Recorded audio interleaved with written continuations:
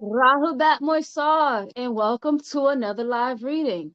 Our scroll for today will be Actual Facts Series number 27, entitled The Supreme Beings, the Melanite Race. All right, let's try to say it in Miss Batia. Paa Taraq Mukwanu, Paa Mukmemu Salil. All right, so before we start reading, we're going to just do a breathing exercise. We're going to acknowledge our master teacher who brings us all together, all right, with the privilege of sharing these scrolls. And we're going to get right into our reading. All right, so let's all just start by acknowledging our anatomy. And for those of us who are fasting today, I shook. These breathing exercises can make such a big difference. All right, so we're going to acknowledge our anatomy, which is we'll start with our nose. All right, we'll take a deep breath in, and it's going to remind us of the all expanding. All right, so we're going to do a complete union breath, putting ourselves back in union with our emotional body, our physical body, our mental body, all taking place right here. And we can use our sacred breath, our gateway. All right, so you're going to stand up, and you're just going to take a nice deep breath in, letting your diaphragm lead the way. That means your stomach is going down and you're light in your solar plexus. The expansion happens outwardly as you keep inhaling because your diaphragm's acting like a vacuum. And you keep inhaling, and then the air will go right up. And then you're going to hold the breath once you expand down, out, and up. Hold the breath for a moment. And then you exhale. All right? So when we inhale, we're tapping into the wisdom of Paa Taraq, the all expanding, all right, as Paa Taraq, as being a part of the all. All right, so we tap into the wisdom of the supporting natural nature, all right, Paa Nadaru. And as we tap into the support, we take a moment to absorb the life force. And we exhale that same love and support to each other. And that's the proper way to breathe. So feel yourself being at complete union with yourself. And now feel yourself being in complete union with each other. As we breathe in the support, love, and our shook, all right, as the breath, Rawuk, represents the breath of life, the spark of life, which is the soul, all right, our soul, Rawuk, all right. So we're going to say, Ata Paa Taraq la Rawuk em yanun. Ata Paa Babab la Yehu. Open the way to the soul of Yanun. Rawuk, soul, also the breath of life. Open the way towards him. And we just do that basically with our breath. So let's breathe in 9 breaths for each other.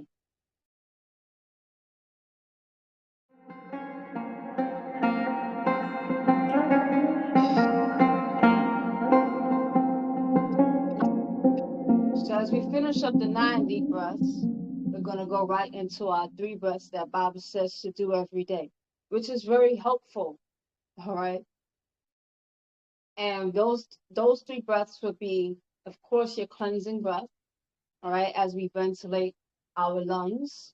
That's going to be in conjunction with our fast, because we get to reboot the system and reventilate the lungs. The nerve revitalizing breath, all right, that's the seat of the willpower, all right. Revitalization, as we learned about neuroscience of Wu-Sabat, the neural pathways and the ability to create new neural pathways. So now you hear the nerve revitalization, all right, to bring life back into the nervous system. Very powerful stimulant. So now we're going to read our scroll with a lot more tapped into, more awakening, all right, more to our consciousness. And then finally, the cleansing breath. All right, so if you have the breath book, take time, spend time with it. That's my favorite scroll. And read it, all right? All right, so let's just do those exercises together.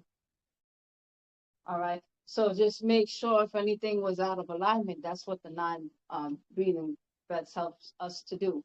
If you're slouching in any which way, you're impeding on your potential. So your body should be a lot more aligned. Your shoulders should be a lot more rested. Your thoughts should be a lot more here in the now. All right. So if you're working through something, what you're feeling in your physical body, just work through it, breathe through it. All right. So you can be present in the here and now with your fellow brothers and sisters. All right. So now let's do this this nerve revitalizing breath. That same deep breath, down, out, and up. You hold the breath when everything is fully expanded and then your arms come in front of you with very little nerve force towards your chest until you have a great amount of force. You build it up and you're shaking a great deal and you're pushing against an imaginary force. All right. And you do that 3 to 9 times and let the air out. So you're making those movements while you're holding your breath. And then you follow with your cleansing breath. That looks like this. Inhale through your nose, hold the breath. Once everything is fully expanded, that same smile breath. And then you poke your lips out like you're going to whistle, blowing a little air out at a time until your lungs are completely empty. And then you'll notice that that braces behind all the other exercises. So let's do that together. And then take a moment just to take in the exercise.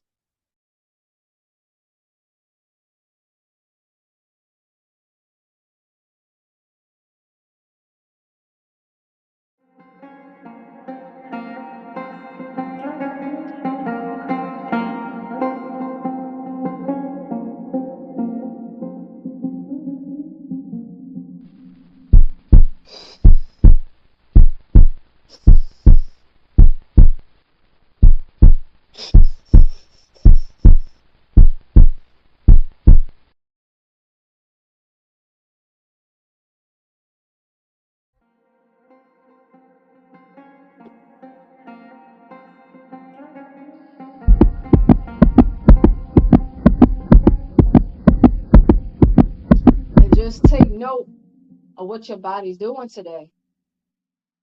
All right, after each exercise. So now we're going to go right into our vocal breath. The purpose of this breath is to round out the voice. All right. So we have a lot more flexibility, control, pleasantness to that exercise. Sometimes it's not what you say, it's how you say it. And a lot of times we're tone deaf in how we relate to ourselves and the world. All right. So that's the beauty of this exercise and our chants. All right. So it's not just about learning the information, it's about that emotional intelligence. All right. And growing the emotional body. So you could think of the breath, the vocal breath, and being in tune and in tone. All right. So sometimes it's the tone that's being rejected. All right. So let's take our stories back and tell our own story. All right. And we're going to take responsibility for our tone through this vocal exercise called the vocal breath. All right. So the deep breath in through your nose, always down, out, and up, always through your nose. And when the lungs are fully expanded, down, out, and up, and you feel it to its full capacity, hold the breath for a moment, then open your mouth wide, and you let all the air out in one breath. And then you follow with the cleansing breath. And that will conclude our exercises.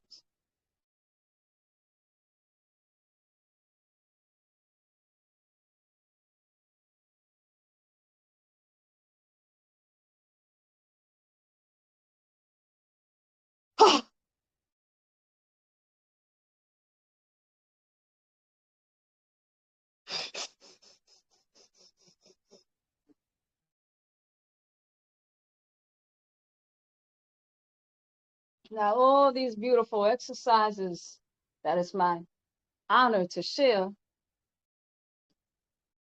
is brought to us by the pen of Baba Yanun in the personage of His Excellency Dr. Malachi York, who brings us all together in this divine circle of Ashuk, our divine circle of healing, where we take our stories back as one soul, one people. And this scroll that we will be reading today is the Supreme Beings, the Melanin-ite children. This book is the truth and the way. Paa Taraq. Hanin mispa kawun.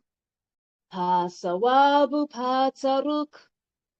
Ze kawuna nazula lahe amtkun. Mane muspatu masa'a. Ama hadea mumuda ma'un. Mane muslafukum.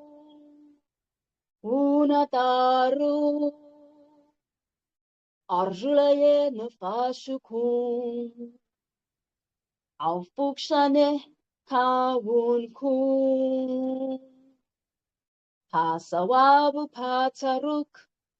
Pahadeamu padamal. Nahun tawuanskum. Lahe panenda malu shafe. Nahun tawuanskum. Lahe tem nasoinu. Nahun tawuanskum. Lahe ashukuma, antkuma der muslafunu, nahum ader mukrarkum, nahun salub nasarkuma, nahun salub nasarkuma, ansanun kahenotaru. Ansanun musafunun, nahun ater muspatu, anun atun, atun amu.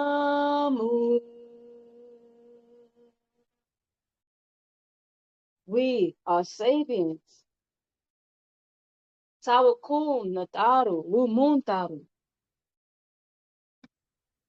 and tawatak to our beloved Muntar Baba Yanun, and to us, Moisar, as we do our very best to transform into the very best versions of ourselves in our one collective body. Ashuk and Tawakum to our Muslafu for supporting us. So this is our scroll, and this is our second day of our second trimester fasting, day number 5. All right. So those of us who are fasting, know that we're doing it together. A little bit about the author who brings us all together. Paa Yanun, Kawun Yatoy, Tarakum. All right. So it means it's coming. Who wants to translate for that one for me? Who would like to? It says it in the bottom. All right. The master teacher is coming your way. All right. With what? Healing and his wings. So we accept this healing. So the scroll, a lot of the actual facts, it starts with the 9 reasons to be Nuwapian and not them. So when you have a moment, sometimes we read it together, but this is a longer scroll, so we're going to skip that. So take time to read this on your own. All right. It's an introduction, and it's also its own scroll. So let's get right into our reading, and feel free at any time to unmute if you have questions along the way or stimulated to share something. Paa Taraq Mukwanu Mukmenu Salil means the Supreme Being's Melanin-ite race. 1. Aye Marar Karadun Nuwapu Shalil Wu Nuwap. My beloved children, Nuwapians of Wunuwap, you Faik, Mukwanu, supreme beings, you Mukmenu Karadu, Melanite children of Pashamash, the sun. 2. Know who you are, not what you became in this new 6,000-year world of Kadabat, lies, and Mukzabu, liars. 3. Before you, the Kamem Salal black race, there were none in the Jasad flesh. 4. Before Lawan color, there was Kamem Nashat, black energy. 76% of this Wahu Makwan universe and black material, and 24% of this universe. So black exists before any and all colors. It's supreme balancement. All right. So here's a figure 1, and it shows before the Big Bang, what's happening, the blackness all around, and the pre-galactic hydrogen. All right. And then you start to see how things expand outward, all right, from that central source. And it's giving birth to matter causing gravitational distortions, radio waves, light waves from galaxies, all right, and today. So from that original point all on today. So that's the natural growth cycles. All right, so Bob's going to explain more about that figure as we go along. 5. Kamem black was Lawanat's colors, are, and Laben white became. So Kamem was, Lawanat's colors are, and Laben white became. All right, so that's the natural progress. First black, now here we are in present in colors, and then from that, white became. 6. So before Nawar light, which is the source of chaos, there was Rawan, dark, Hatat bless with Laben white came Babel chaos in this universe. One of the multiverses, all of the Kale Makwanat, omniverse, all this Kamem black. 7. All colors, Hazuz, vibrate to exist. Laben white is not a color. 8. In actual fact, it is the void of Lawan color. So in fact, it is void of Tazaz vibration. And color expresses Tataf, emotion, or color is energy in motion, which creates mood. 9. And Nuwapians, pigmentation or coloration is activated by motion in material matter tissue or skin hue. 10. Dahan, pigment, is the Latin pigere. Pigere means to paint, Latin. 11. The Kamem Salal black race vibrates much faster and thereby is much stronger and darker. 12. We have Tasu, Sabagat, 9 hues in our divine race. Tasu Sanafu, 9 species of 9 characteristics, as the parent Melanite children from whom all others were born, made, grafted, or cloned. 13. The very Wahan first and will be the very last. 14. And the very Madat's word melanin is from the Greek word melas. Melas means black, from the Greek word black. 15. So because of the white race's lack of melanin, as Nordics from the Kamahu Pleiades, they were told that they must mix their seed with people of color in order to stay in this Kawak Taha planet Earth and avoid death.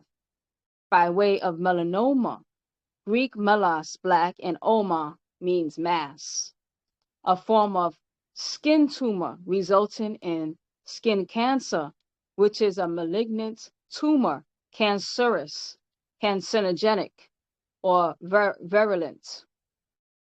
All right. Melanoma. That's a type of skin cancer. 16. They were informed that within every 400 years, they must mix their seed with persons of color or they would die out with their Rh negative blood types originally. 17. And the black race has the most melanin. 18. This is the real reason that out of all races on this planet, the Afafre Kaahu Africans, blacks were most often enslaved and raped by others. 19. It is the root of their vampire story and Slavic, a word meaning slaves or slavish, blindly dependent, such as in faith. All right. And then we have a diagram, which is a myeloma present on the epidermis. So you can see the myeloma here, the basal. So this is the basal level. All right, basal meaning to produce. So this is this is the histology or the anatomy of the skin that's being depicted, and it's showing the formation of what's going on with this melasma. All right, melanoma, Hasmoni, melanoma. So we see the formation of this cancer happening. All right, we're going to learn more about that. All right. So figure 2 is the effects on the skin and a myeloma on the face. All right. So that's the effects on the skin close up. That's the cross section of the skin, what's going on beneath, and how it appears on the face. And this is very common amongst Caucasians. All right. It's very uncommon amongst us. However, it can pop up from time to time because we've been mixing with them. All right. 20. It's all about blacks, the mom blood, positive blood types originally. Yakasat's genes to get to Sayem Akal, divine mind. Melanin is a chemical that changes Nawad lights or Nashat energy from one state or level to another or form, one form to another. Melanin is melanin is of biological importance. For melanin is present in a layer in the ectoderm. 23. Found in the early fetus 9th week and is one of the 3 primary germ layers. All right, so you have 1, the endoderm, 2, the ectoderm, and then 3, the mesoderm. All right. So the endo would be towards the inner. The meso is like the second, and then you have finally the ectoderm, right? So 24. It is the outermost of the orb of cells, and first forms from the union of the motile sperm and the methoth egg ovum, and then contains a collection of black pigment cells. 25. The ectoderm is very, very crucial because in time, as the orb or ball of cells mature and become larger, the ectoderm invigorates and then moves into internal parts of the orb ball or cells and forms the brain and spinal column. All right. So now we're seeing, Bob is explaining that these pigments are actually going to form the the spinal and brain column. So we see the importance of these pigments to put our nervous system together. All right. So we actually need melanin to help to stimulate, to balance. All right. And it pairs with our senses because we know that the nervous system is for our senses. All right. That's why you notice that a lot of what do you call those people who they have black and albinos? A lot of the times you see their eyes are kind of like doing like this. If they lack a lot of the pigment inside their internal bodies as well in their nervous system, because it helps to balance and stabilize the nervous system. All right. And then also my background as an esthetician, that means I deal with the skin. We know the importance of melanin because melanin helps to take the ultraviolet radiation, and it helps to the melanin actually reconstructs that ultraviolet radiation and puts it into a language that the body can understand.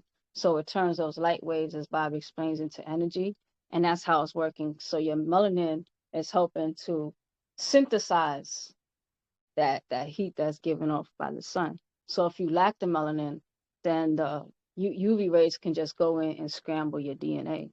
So the melanin helps it to stop doing that. So it almost acts like a transmitter, not a transmitter, translator. So it could translate those UV rays into a special code that your body can comprehend and put it into use.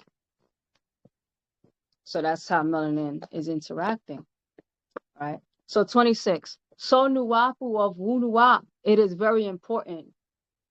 It is a very important way your damag, brain, and spinal cord originates from a melanated layer of cells in the early fetus, so that melanin is in some way, or in some ways, the very central axis around which the brain and spinal column organizes and forms themselves. All right. So you need melanin for stable thinking, clear thinking. Now we see that the brain itself and the spinal column is centralized around melanin itself. 27. In terms of the ayan eye,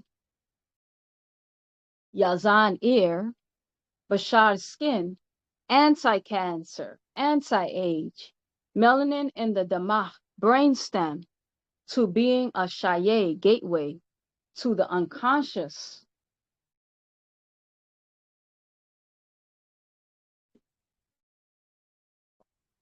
"28. And see how powerful that is? So melanin is a gateway to the unconscious. All right. And I'm seeing how we could even dream in colors. For example, do you know that most Caucasians, if they dream at all, they dream in black and white? All right. If they dream at all. Our conscious is pretty much the same as our unconscious because we have that gateway. All right, that melanin. 28.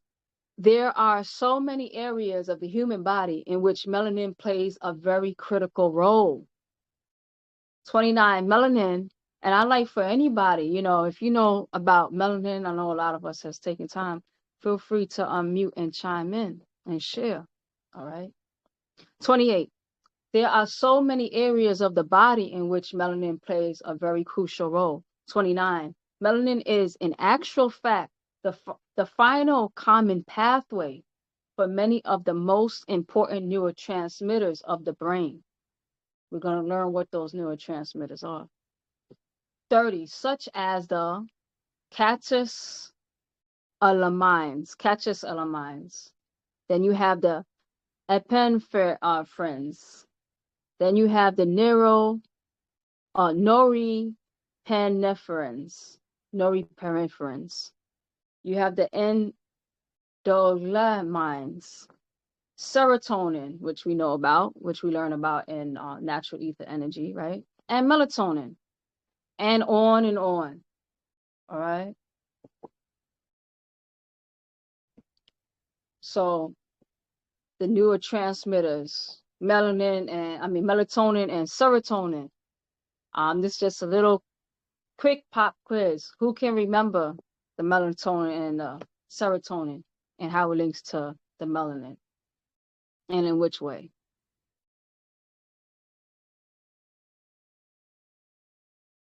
All right. So The melatonin deals with relaxation, and that's what we tap into when we go into deep relaxation. It helps us to go to other dimensions, right? Because it deals with relaxing us. Serotonin deals with lifting us up, and they both are light sensitive. So serotonin, when our eyes, which our eyes we learned is an extension of our nervous system, and it gets activated. All right, our panels, we call them our solar panels, and then when we get that activation, it releases the serotonin, which helps us to get up and move. All right, so that's why we don't need coffee as Nagaru. All right, so 31. So it regulates our systems, the melanin. All right. So it's definitely working with all of our systems. 31. Note, Nuapians, that it is an actual fact that all forms of life have melanin from the original. All right. Even Garasats, plants, as well as Hawan, animal life. 33. You asked me about photopigment. That is a pigment or a chemical that captures light. 34. Nuapians. There are many cases of photopigments in plants. We call it chlorophyll. And 35. In animals, we call it melanin. All right. So you could think of a cauliflower and a broccoli. The cauliflower would be the melanin recessive version of the broccoli. All right, for example. And then animals, sometimes you see albino animals. And very, very interesting about melanin and the importance of it and how it is important to all of our systems. That there are these monkeys, the howler monkeys in Costa Rica. I had taken a trip through the rainforest and I learned about them. And some of them have albinism. And the ones with albinism, it's not just that because they're all furry. Their dark color is important to their species, not just for looks and not just for not burning, but also it helps them digest their food. So the dark pigments, when they lay out in the sun and they eat, the sun actually helps them digest their food. So the albino ones have digestive problems. All right. So 35, in animals, we call it melanin. So the melanin has to interact with the sun for proper digestion in that species. Same thing with us, all right, which we're going to learn about our circadian rhythm as well and why we eat at certain times. All right. 36, they chlorophyll, or it's supposed to say the chlorophyll and melanin are both of the category called photopigments. Photopigments. Why? Because they're photosensitive. Photopigments. 37. When we look to the past, way, way back in Wakut's time, and observe those forms of life that are both plant and animal, note there are some things like that. 38. Then in that early form, the melanin is present and some very early, more primordial state. 39. That was the interior of them both. So in fact, melanin is the substance that grows skin pigments in humanoids. 41. The stronger the genes, the faster the motion, the darker the bashar, sabah, skin hue. All right. And that also knows the faster the growth, why we can heal faster and we age slower. Because as we're getting older, for example, our cell turnover and things, they slow down. But we start off already with a very strong communication center because the communication is strong because the neural pathways are being supported with a high amount of melanin. All right. So 42. So this should be clear that the Black race is in fact the oldest and strongest, both physically and mentally. All right. Now we know why. 43. That is to say, the greater amount of melanin, the darker the skin color. 44. The African black race is in fact the supreme beings from whom all others have come forth. 45. Why? Because among all humanoids, be they the browns, that is the Australu Aborigines, the Indians, the yellows, Mangalu, Asians, Chinese, Koreans, Japanese, and the Arabs, all right, Indians. So the Australu and the Indians are the browns, and then you have the yellows, which are the Asians, which is in the Chinese, the Korean, Japanese, and then you have the Arabu, which is the red and the white. The Caucasian of the Europeans are to Adamites and the Canaanites, the weakest of all. All right. So the weakest of all would be the Caucasian of Europe, the Adamite Canaanites, the weakest of all the other humanoid races on planet Earth, Sector 24, are of the same root genes.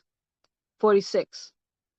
And of all the blacks, Afafre Kahu, Africans generally have the highest level of melanins in their bodies.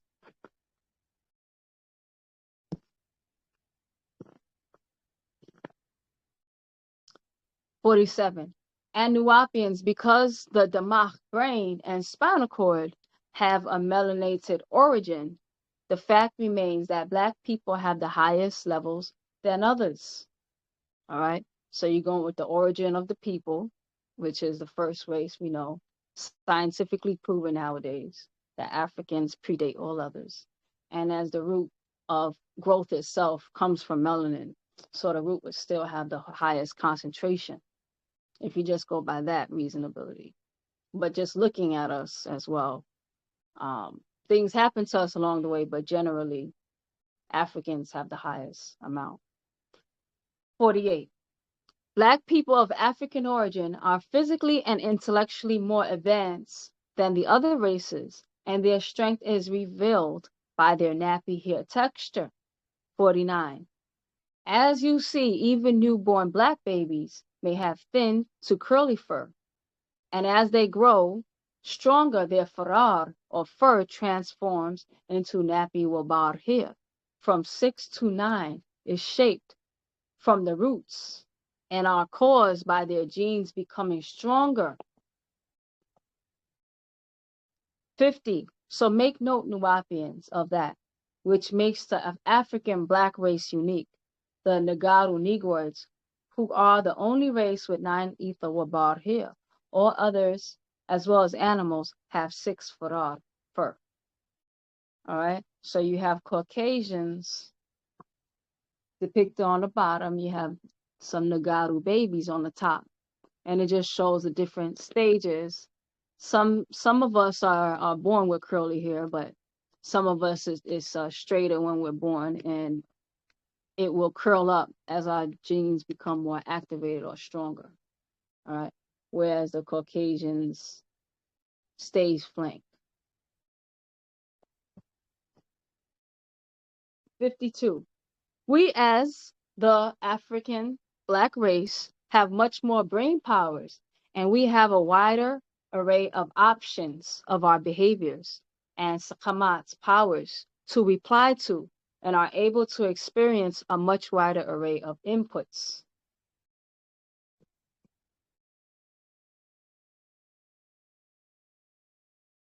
That is, receive outformation as sound right reasoning in the form of waves from the Kalai Makwanat's omniverse and our own Salafu ancestors of higher realms who transmit by Nawar lights, Lawan color, and sound waves onto our own frequencies, A, F, and C, or A flat, A sharp, A flat. Has many A flat, A sharp, F flat, F sharp, C flat, C sharp, and or the AFC majors, all right, the AFC majors, which we could learn more about the tones and our wavelength. There's many scrolls that's gonna break that down further. All right, so AFC, all right, whether sharps, flats, or the majors. equals the 9 natural tones of Haya, life. Now refer to actual fact, tone, sound, DNA, molecule, frequencies. And there's since have been so many more written. All right. 54. In looking at the melanic tracks in the brain stems from the evolutionary standpoint, the earlier life forms will have fewer points of pigmented nuclei along the black nerve pathways. There are 12 centers found pigmented in humanoids. The underdeveloped forms will have fewer, from 3 to 6, 57. The more developed or phylogenetically advanced in life form, the greater the number of the 12 will be pigmented. All right. So 12 pigmented. And then you have anywhere from 3 pigments, 6 pigments, all the way to 12 pigments. All right. So the greater the number of the 12 will be pigmented. All right. So 58. Humanoids with 46 chromosomes are the only ones who have all 12. 57. The nearest relative, the chimpanzee, who has 48 chromosomes, has 11 of the 12 pigmented. 60. The one that is pigmented in humanoids, yet not in chimpanzees, is the locus coeruleus, a name that means the central point or the black dot. All right, so we see it sitting right below the cerebellum. All right, so it's right by that. That's the spinal column right there. And then you have the cerebellum, then you have the cerebral, and it's sitting right here. All right, so those are the nerve. And then you see how the brain and the spine, so those 12 nerve centers. All right, in humans, all 12 are melanated. Chimpanzees, about 11. About 11 is melanated. All right, 60. The one that is, okay, we got that. 61. And it is the Kabat center of what is involved in the initiation of dreams. The initiation of dreams. So now we see what physiologically is aligning with dream state. 62. The time when we actually seek our own unconscious content. 63. This does not mean the others and Hawunats, animals, do not have dreams. 64. My beloved Karadu children of the black race of Wunuwap, the absence of melanin is directly associated with the malfunctioning of the central nervous system.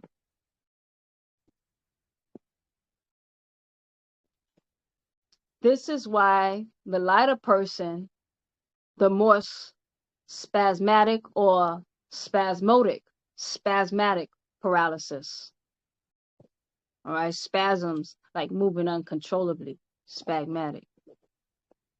All right, 66. And that is why the white race is so stiff, rigid, with limited movements of body fluency, and suffer so, as well as the lack of rhythm and the ability to rakus, dance to a rhythm. The melanin links to your Ba soul. They lack soul, even in their Masak music. 68. Without numbers, there is no rhythm or rhyme, just jumping, yelling, screaming, Sawat's notes. All right. So what's very interesting is that Caucasians,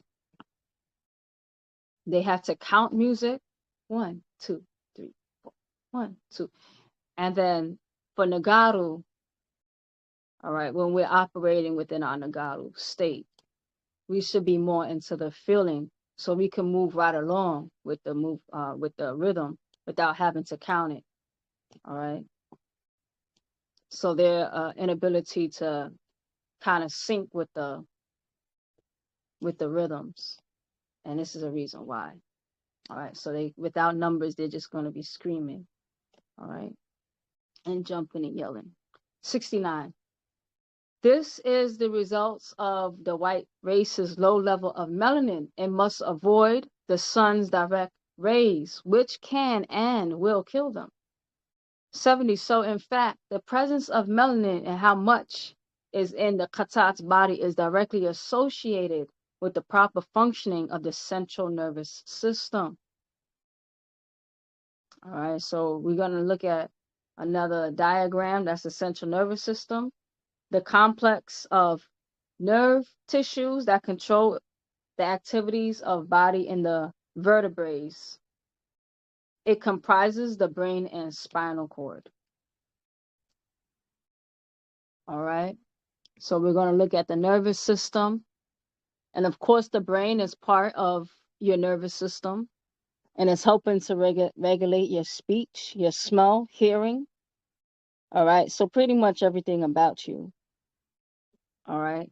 That's all your nervous system. So if your nervous system is dysregulated, all right, you're going to, in a way, disassociate with natural nature. 71.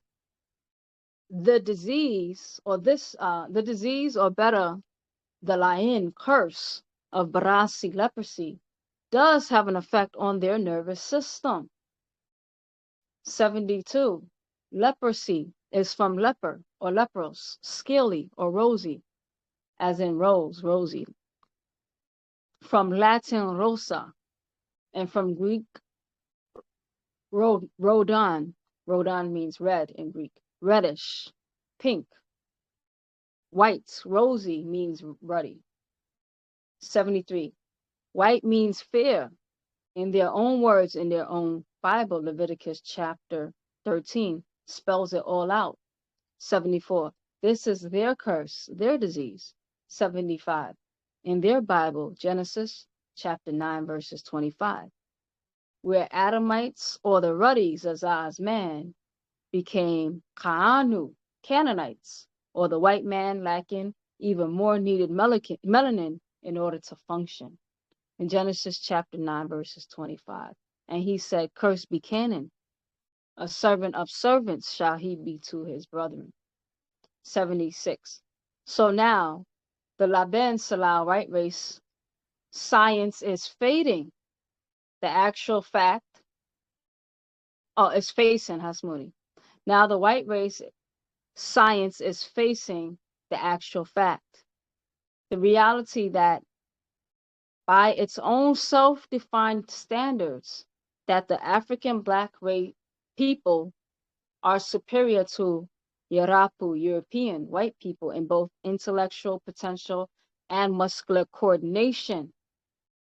All right, muscular coordination. So why we play sports a lot better. All right, because you have to have that coordination, and everything is all centered and balanced.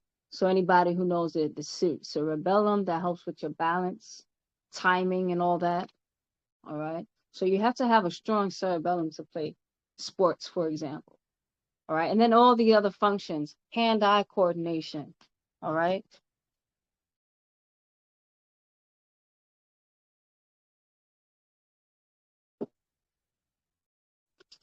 So you see Negroids dominating basketball, dominating boxing, dominating tennis, dominating track. All right. 77. The African Black race is the supreme beings that they really worship as their deities. Most today don't remember this from their past. 78. The Faek Makwanu, Kakmemu, Salau, the supreme being Melanin-ite race. 79. So Nuapu Nuapians, the brain and spinal cord are very important, as well as the endocrine glands, which are profoundly important. The endocrine glands. All right. our endocrine system, which fasting really helps to reset our endocrine system.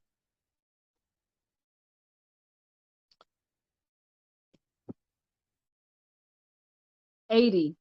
The endocrine glands are gadatat, glands that are part of the body that secrete chemical messages, and they travel in the demand blood or through the spinal fluid to long sites, far removed from the actual point of release.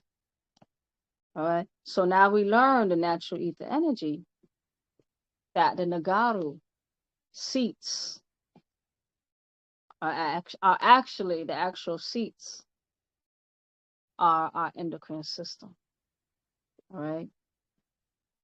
So we'll go into the different glands because that's where you're submitting different hormones that tell our body what to do.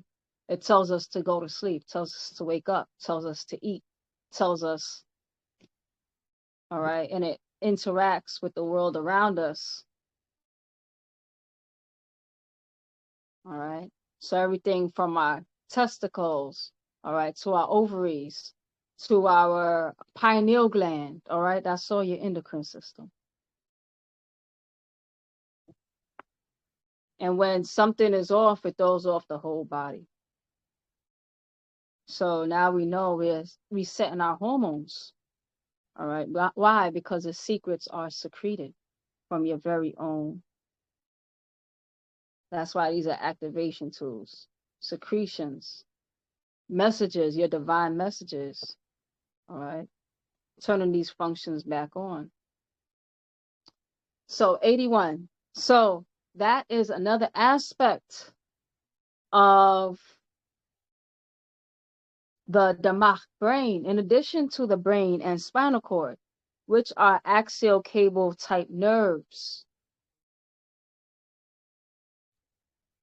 It is the whole chemical brain or endocrine glands, which do not use short distance nerves. All right, so we're talking about whole long distance. So it's traveling through our blood and giving us information. All right, through these long highways. Yet, 83, yet use long-range chemical messages that travel through the damam blood and cerebral spinal fluid and carry far more information than that carried by nerves. All right, so we have an endocrine gland being shown in this figure diagram. Cells of the endocrine glands release their products called hormones into the extracellular fluid. The hormones then diffuse into the bloodstream to be transported through the body. All right, so hormones diffuse from the extracellular fluid to the bloodstream. So you have this gland being depicted here, and then you see these green dots is representative of that fluid. So it's released into the blood. All right. And now it puts you in a certain state. All right. So we depend on our hormones to put us in different states. All right. So for example, you can put out, let's just pretend that this is from our pituitary. All right. Let's pretend this is it. So this is giving off melanin because now we go into a chanting state. We start relaxing. We start to produce melatonin. All right. And it allows us, and it puts our bodies into a certain state. So now we can tap into different dimensions because each secretion can allow us to tap into a different dimension or achieve something different. All right. So that's the importance of our hormones. A lot of people, when they think hormones, they usually just think sex, and sex is a very important hormones, but also there's so many, anything that's delivering messages and telling you what to do, that is a form of hormones. And now we know, like our 30, they also come and whisper, and they can whisper through our hormones. All right, as well. So in fact, each race has their own DNA, Sakasu genes. As for the Mubras, one who is a leper, they have this degeneration. All right. So he's going to explain the degeneration. 1, white fur, white skin, and white iris. 2, white skin, yellow fur, blue eyes. And 3, ruddy skin, red fur, green eyes. All right. So all that represents a degradation. All right. Green eyes, whenever you start deviating around from the darker, is letting you know you're coming to certain limits. All right. 85. Beneath these three Celtics, Celtics and Celtics, you have many degradations. Yet they are of the colorless race, more related to the Dravidians of India, who call themselves Indo-Europeans. By that saying, they know they're not pure white, and by whites. If you're not pure white, that is, if you're mixed with any other races, then you're not the Laben Salal, you're not the white race. 87. Yet the white race will use them, the mixed race or neutrinoids, to abuse others as if they accept them in public, yet in private they denounce all except the three above. All right. And I always have in my mind of how they in public the story because when I went to Ghana, I went to the slave house and I was learning about what they did. They, by design, they created this hybrid, right? So they took some of the captured people and they put them in dungeons, and then they would intermix with some of them and have the mulatto children, and then the mulatto children would learn to read, right, and indoctrinated, and it was a school just for them so that they can keep the system going. All right. So it was only for the mixed children, not for the white children, and not for the Nagato children. It's just for the mixed ones, so that they could do the bidding of the Caucasians when they're gone. So they create a system, the Caucasians create a system for these mixed children so they could be beneficiaries from the system. But outside of the system, they have no real value. So they will push for that system sometimes even more. Because amongst the whites, they're not going to be accepted. And amongst the Nagaru, they're just another Nagaru. So they create an elite class, all right, to keep a system going within that system of hurting the Nagaru, all right. So turning our own mixed children against us, all right. 88. They assign Rananats names, titles, nationalities, and country names, so the degenerates will think they're Yarapu Europeans, which does not mean you're of the white race. 89. Nor by the term Caucasoids, does not mean every and all white persons, only those who reside in the Caucasus Mountains, and not all did that. 90. Of the Mukmamu blacks, Musmaru browns, and Musfaru yellow races, the Mukmaru reds and Mubanu whites were the last to come about. 6th day of Tammuz. On the 6th day of Tammuz. Yes, Azamalta, I see you. A hobbit. All right. So of the Mukmamu blacks, Musmaror browns, and the Musfaror yellows, the Muhmaru reds and the Mubanu whites were the last to come about on the 6th day of Tammuz, the 6th month of the year 3761 BCE, according to a well-noted calendar of Nippur, later adopted by the Hebrews. That is only 6,000 years ago. Before that date, there were no Adamite race as found in their own Bible records in Genesis chapter 1, verses 26 through 27, in Genesis chapter 5, verses 1. So their Adamite race as recorded in their own records And it reads, Genesis chapter 1, verses 26 reads, and God said, let us make man in our image, after our likeness, and let them have dominion over the fish of the sea, and over the fowl of the air, and over the cattle, and over all the earth, and over every creeping thing that creepeth upon the earth. So God created man in his own image. In the image of God created him. Male and female created he them. And then in Genesis chapter 5, 1 reads, chapter 5, verse 1, this is the book of the generations of Adam, a man that means in Hebrew and Arabic, or ruddy, reddish, fair skin. And the day that Elohim, deities, bara, made, chose Adam, white race, fair skin race, in the likeness of deities, Asa, yield, made, bear, bring forth, he made them. 93. So this first fair-skinned male, or Adam, was born, as you read in their records. And Job chapter 14, verse 1 reads, man that is born of woman is a few days and full of trouble. Adam, ruddy, reddish, fair skin.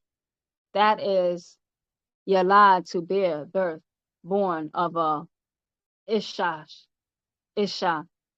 female gender of XX chromosomes of a woman with 46 chromosomes, is a few days and full of ragaz, trouble, mischief, anger, chaos, rage. 94. So in actual fact, their own Bible and Quranic records, which both speak of the very first man by Ranan name, Adam. In the Quran, chapter 2, verses 30 through 37, and Quran, chapter 3, verses 33, it says, it's a bloodline that was elected to be made, and lists the Bible names in this line. 95. Surely, the deity chose, selected, preferred Adam and Noah and Abraham's family, the Imran's, Yasar family, over the ones who know. So the Quranic bloodline and the Bible bloodline are the same Adamite race cloned from Nordics and others who were before them. 97. And even a list of how long they lived is given in Genesis chapter 5, verses 3 through 32, from Adam to Noah, and even the list of death and age of Abraham in Genesis chapter 25, verses 7 through 8, age 175. 98. By this, you can see many Shamutat years from Adam to Abraham has gone by. Not millions of years, only thousands. 99. And a full and complete list of names is to be found in their New Testament Bible. Luke chapter 3, verses 23 through 38. And it lists from Jesus of 2,000 years ago back to Adam of 6,000 years ago. Also found in Matthew chapter 1, verses 1 through 17. 1 through 17. Their own records back to their deity, God, listed by generation.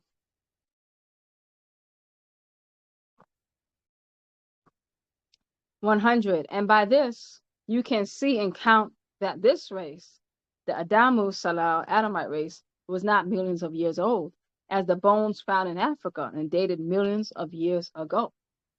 101. So the Adamite race is only 6,000 years old, not millions, or they will have to admit that their Old Testament, New Testament, and Quran and Last Testament are lies.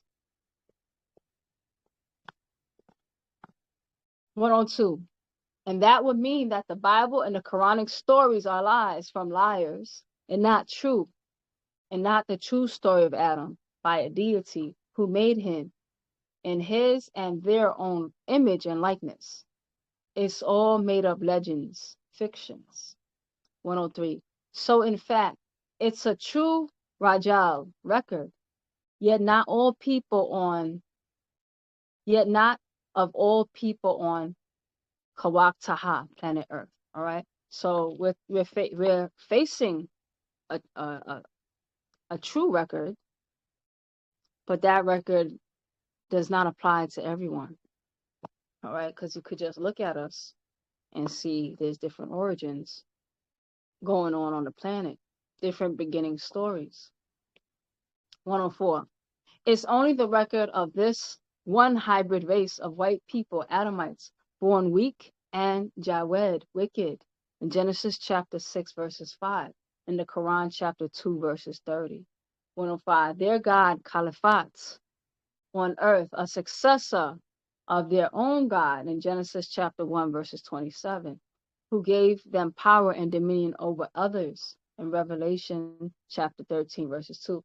They got their power from the Draconian race called Arconian, from Draco, who worked with the Kamahu Palladians in Job chapter 9, verses 9, and with the Anakim, you read about in Deuteronomy chapter 1, verses 28, Anunnaki. 106.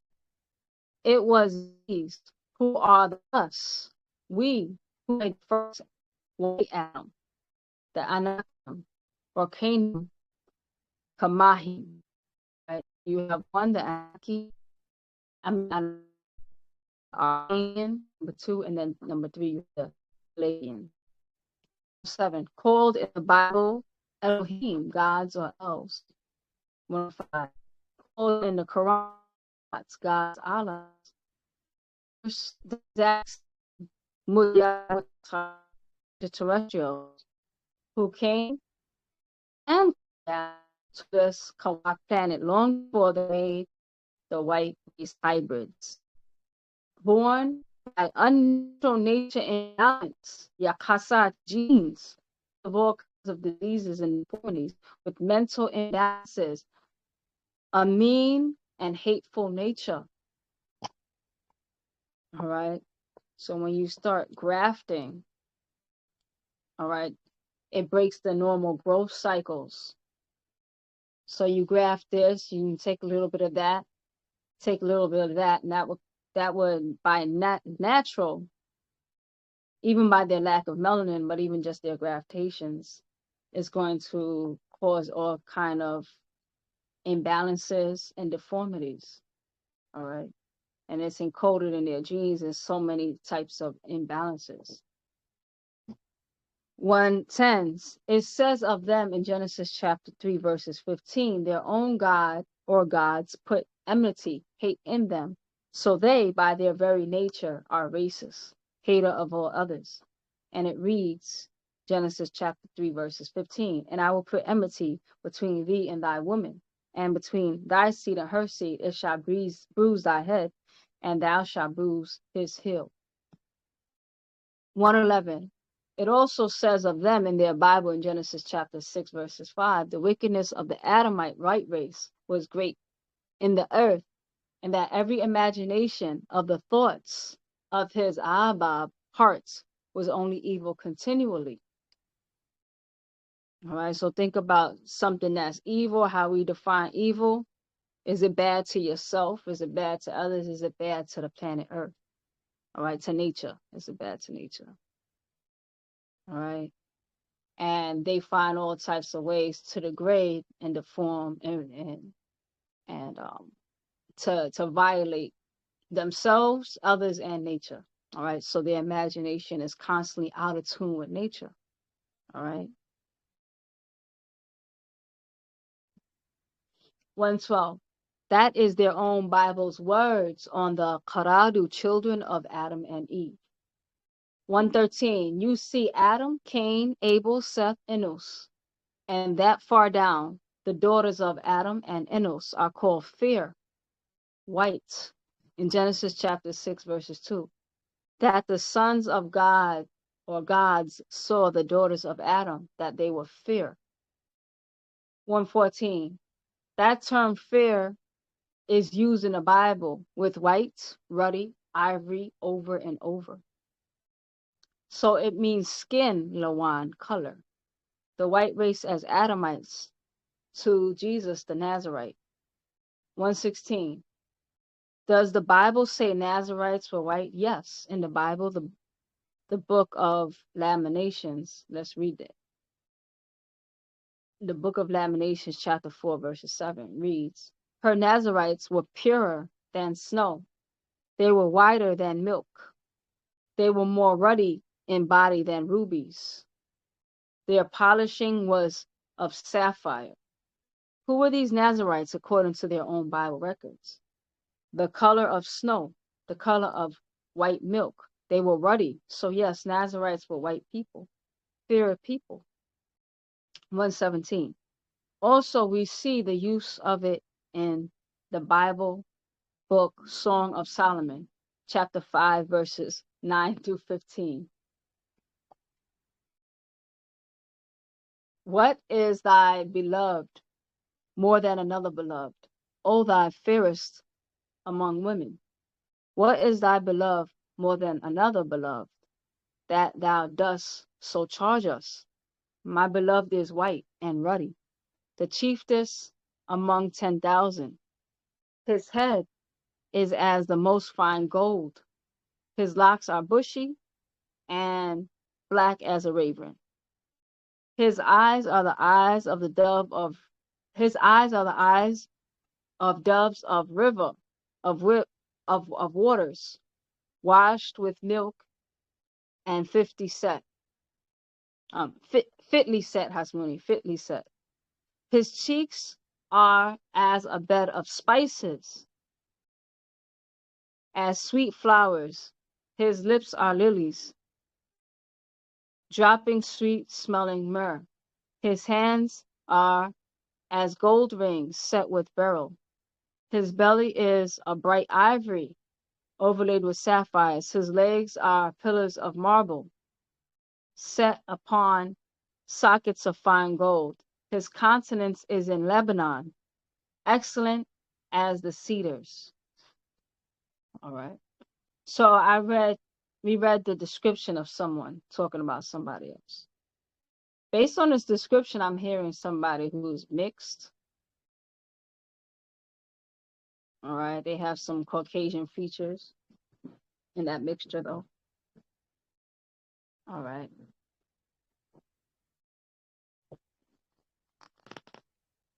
So that looks like it's about Solomon.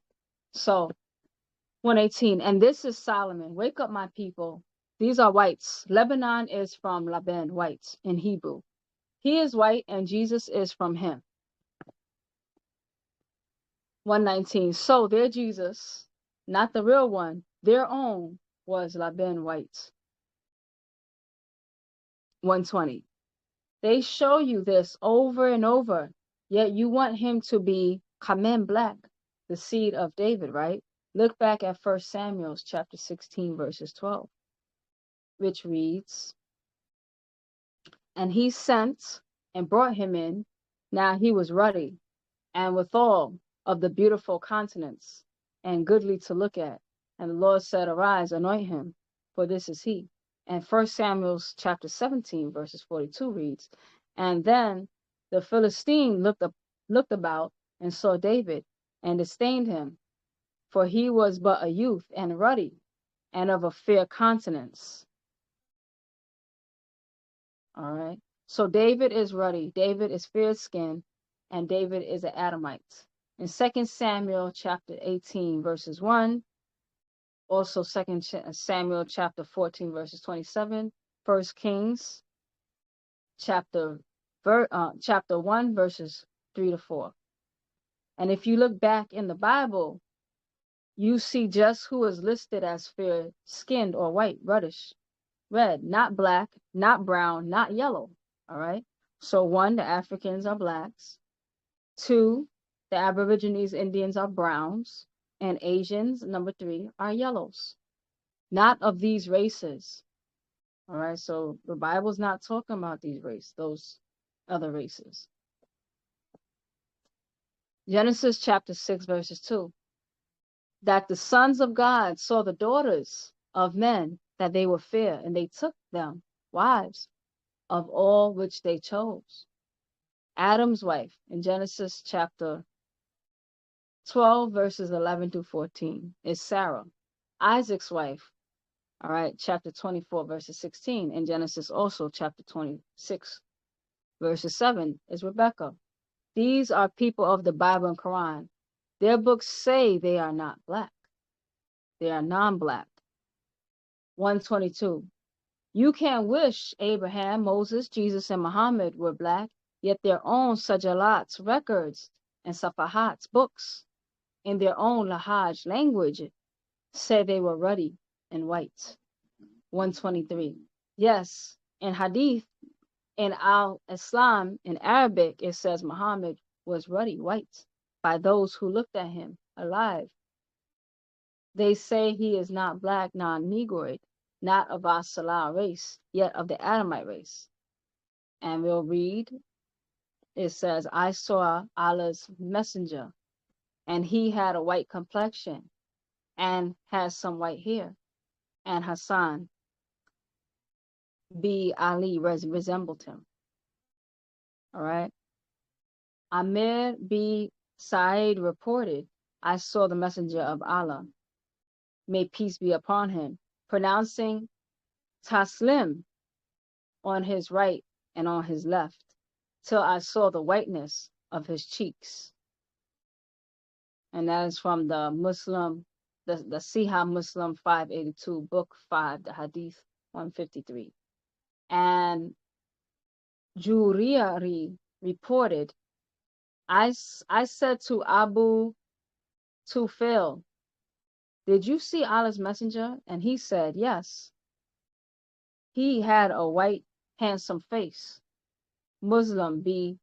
Hajjaj said, Abu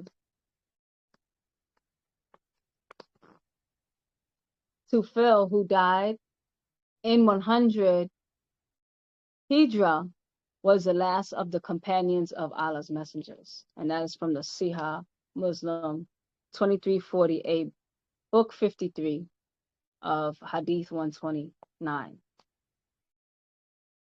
124. Many of them of the Hamir Salam red race are dark reddish. 125. They have some melanin, some more than others, yet the whites have very little. And the curse of Barasi, leprosy, reduced even more of the sons of Canaan. In Genesis chapter 9, verses 25, who are these sons? It reads, Genesis chapter 5, verses 15 through 19 reads, and Canaan begot Sidon, his firstborn, and Heth, and the Jebusite, and the Amorite, and the Girgasites, and the Hivites, and the Archites, and the Sinites, and the Abradites, and the Zimrites, and the Hamathites. And afterward were the families of the Canaanites spread abroad. And the border of the Canaanites was from Sidon, as thou cometh to Gerar, unto Gaza, as thou goest unto Sidon and Gomorrah, and Admah, and Zebon, and even Lasha. All right, so you have these Canaanite brothers, the sons of Canaanite being depicted spreading about, all right, spreading abroad and mixing in with others. So 126, the last son of Canaan was Hamathites. They were very dark skinned. 127, as you read, these Canaanites mixed with all others in the Bible, mixed their disease seed the world over, and were of, as you see in Genesis chapter 10, verses 18 through 19. Canaanites were as a family found in Gerar to Gaza, and on to Sodom and Gomorrah, and Admah, and Zeboim, on to Lasha. All right, so different towns, different places. All right. So always on the go. and always mixing with others, always being promised somebody else's promised land, which people are already on, right? Means that there's a lot of miscegenation going on. So 128. So they mixed and spread their disease of leprosy world over. 129. You will see this is Ham's black skinned son, Canaan of Canaan. Ham's black son Canaan. Not Ham himself cursed. Canaan was cursed with leprosy. He was born Laban white, an albino, yet he had Laban wabar, white hair, not thin, straight fur. He was a black man. Each race has their own albinos. Black race albinos are still black by they are still a black race of our own family, a tribe, a nation, as Nuapians of Wu-Sabat make that clear. All right. So you have Nagaru being depicted with albinism. And you'll see albinism, albino Asians, albino Indians, albino Africans.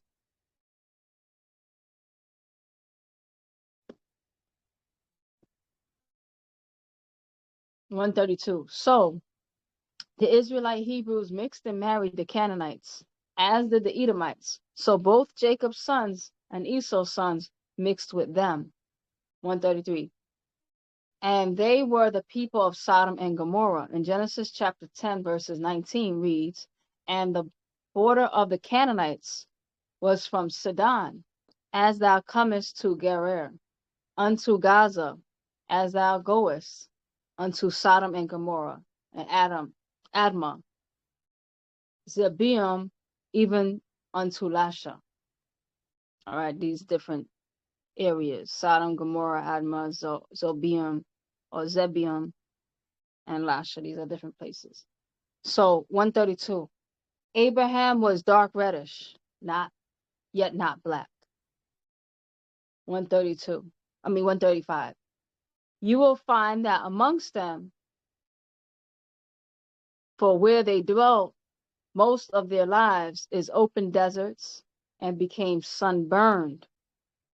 All right. So what happens when a Caucasian person spends time in the sun? Their skin often gets kind of like that reddish salami look, you know. 135. So you see drawings of them. They look like black Nagaru Negroids, and they are not. Adam himself was an Indian Hindu by religion, as was Abraham's wife Sarah, while Hagar was African, a black Egyptian. 138. I say a black Egyptian because there were two breeds in Makmat, Egypt. Isaiah chapter 19, verses 2. I will set the Egyptians blacks against the Egyptians mixed. All right. So a lot of miscegenation, a lot of things, politics, and different things like that happened on East Africa. A lot of mixtures and things happen to the genes. So you have the pure seed being turned, the mixed seed being turned against the pure seed. All right, so we know Hagar was from the pure seed because Bob is saying black. He's not saying mixed.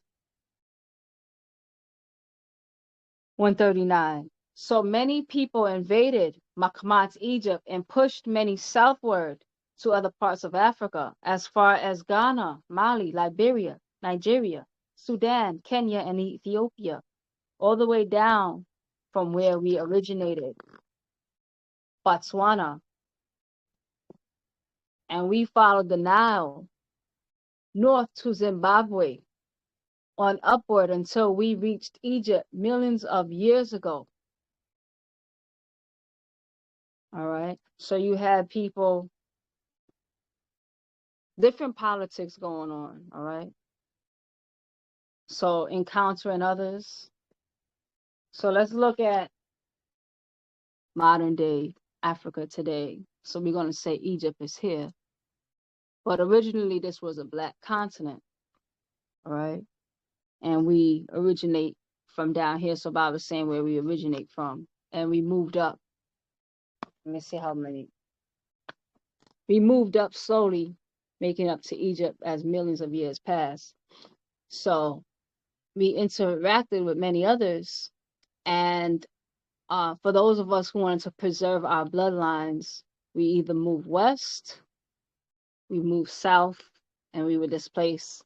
And then some of us got mixed who were there too. So a lot of things happen, a lot of politics. All right. Even if you study the biblical stories, how we always, whenever the Israelites, they were having trouble, they would always go to Africa and like, oh, help us. And it showed to their own records that we would often help them. All right. We always helped them, even gave them places to stay. All right. So 140. So what we see in Egypt to this day and a while back are not the original black Makamatu Egyptians. They have been pushed southward by invaders of white and red races and mixed, who've raced to get to our own melanin genes, or with 400 years they will fade, die out. So they invade and enslave. So by their own words, whenever they are having problems, they always go to Africa for hope. All right. So we know it's not just for famine. Now we know it's also for genetic support. All right. So they go into to feed off of our blood too. 141. The white race must do this, or within four generations, or they will become very sick and begin to die. All right. So every 4 generations, Caucasian people have to mix with others. All right. Or else they fade away and they start getting sick.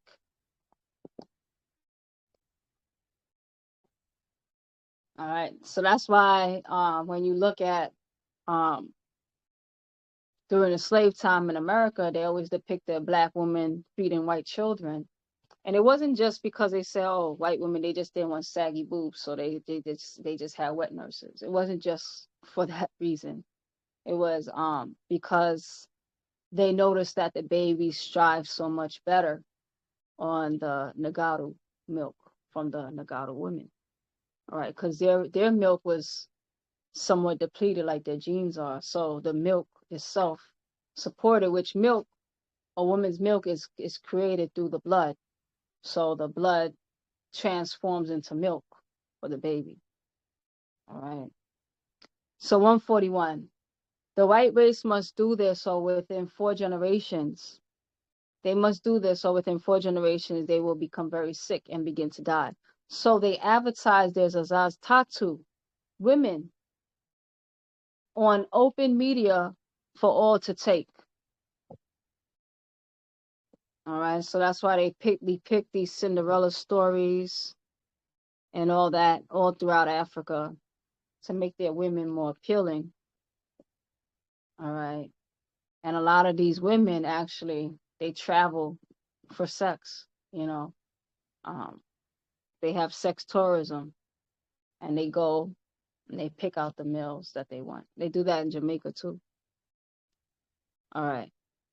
So they present the Laben Zazatat, white women, as available in cinemas, TVs, on streets as prostitutes, and multi-advertisements and TV commercials. They offer her for all and all others to mix with.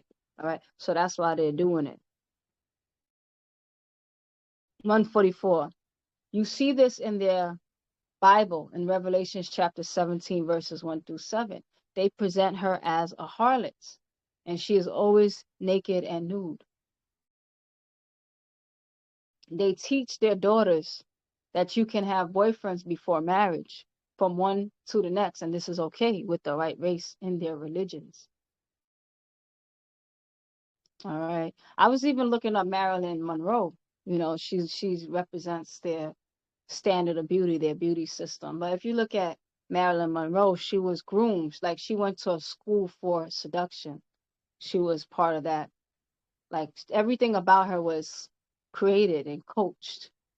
And her image was supposed to be the seductress for the world to desire. But everything about her, like, uh, is staged. Like she would slather on Vaseline mixed with her foundation to give her that glow. You know, it was all synthesized. She had lots of plastic surgery. All right. I mean, the surgery they did back then was a little bit more natural, but that was the image of their. She was breathing life to seduce the other races. All right. So that's really what she represented. Um, and she wasn't even a natural blonde. So a lot of the times they take our women because she had other things going on in her genetics. And we become their white women's sex symbols, especially in black and white TV. All right. But Marilyn Monroe blondes have more fun, and she wasn't even a natural blonde herself. And then they restructured her face. All right, and sent her to seductress schools. She was actually a orphan. All right, so Hollywood pretty much owned her. So she was part of one of the seducting orders, and that was her job. All right, to visually seduce the other races. And women today model themselves after her, of all races. So 145, they teach their daughters that you can have boyfriends before marriage from one to the next, and that's okay with the right race in their religions. 145, and if they come upon another's culture, such as al-Islam of the Arabs, who say you can't touch my daughters, they would try to invade that people or start a war to kill the Fatayu boys and Zazu men, to try to get the Fayatatu girls and young Zazatatu women, or kill them. All right. So even in the Bible, it gave them permission to kill the men and women.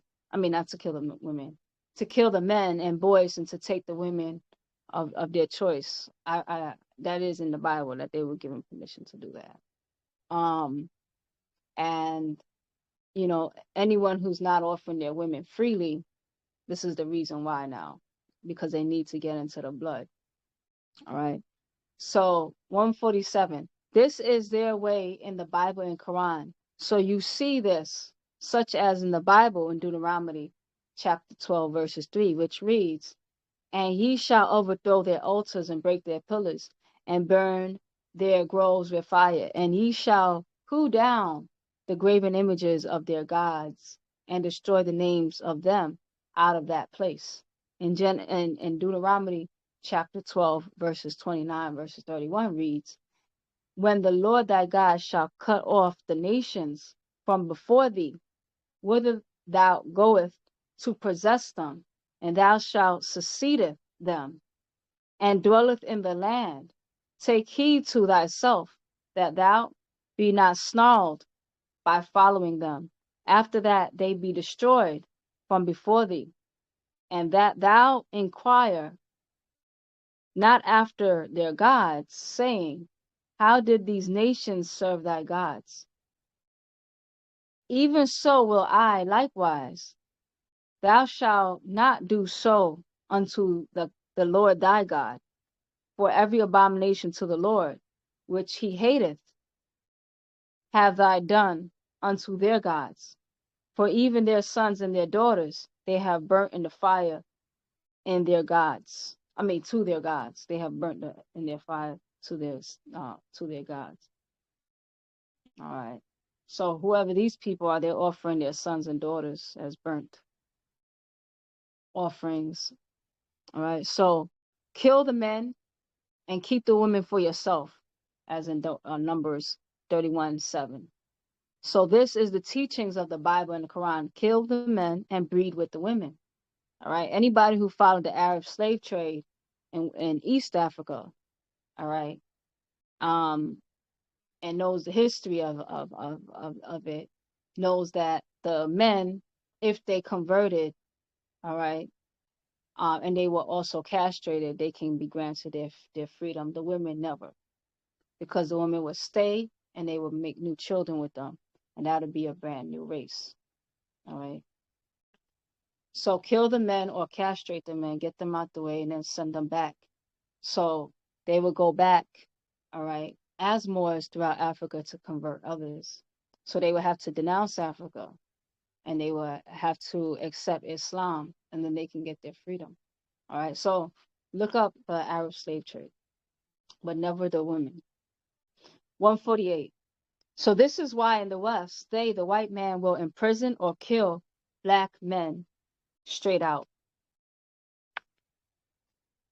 149. It's part of their religious laws on other races. If, like Dracula, they don't mix or feed, they will, as a weaker race, fade away.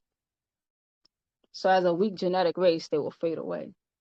They have recessive Yakasat genes and very little melanin. So now you see why God ordered them to kill the men and to take the women, because that could infuse the it could infuse their culture with a little bit more melanin to let them go to the next stage. All right. So that's what they did. And that's why they have melanin, all right, in these Arab countries, because they kept the women. They kept the African women. They wouldn't let them go. They keep breeding this new Arabianized, which means mixed, because it means mingle seeds. So they would mingle the seeds of others and Arabianize and mingle the minds. All right. So they need stimulants to feel, such as beer, coffee, drugs, smokes, and danger. They are nonchalant without stimulation. Without stimulation, they don't feel. That's why when Nagaru, naturally, they don't need alcohol to have fun. A lot of times when you look into the psychology of what's going on and why do people get high, all right, something's out of tune. People, they just want to fit in at the end of the day. They want to feel good. Or they don't want to feel something. All right. So, but naturally Africans are in tune to feel what's going on. That's why they could respond to music. They could respond to the atmosphere. They could have a good time without these artificial stimulants, because their natural glands are doing it for them. All right. So when we start to get together, we start to release different bonding hormones. All right. We start to bond. That's why when we chant, chanting is supposed to include us to bond with each other. It's supposed to heal us and take down some of the walls and open certain glands in our bodies again. All right. So the Caucasian has a hard time feeling without the help of extra stimulants. That's why when they wake up in the morning, they're tired till they have their coffee, because their blue eyes and their light eyes are not responding. So they can't produce their own serotonin. So they need the help. All right. But for us, we wake up, we open our eyes, and our panels, if we're healthy, it responds and we create our own serotonin. All right. So somebody could put on your favorite musician and you start having a good time. And I remember one of my Haitian friends, he's like really, really live type of person.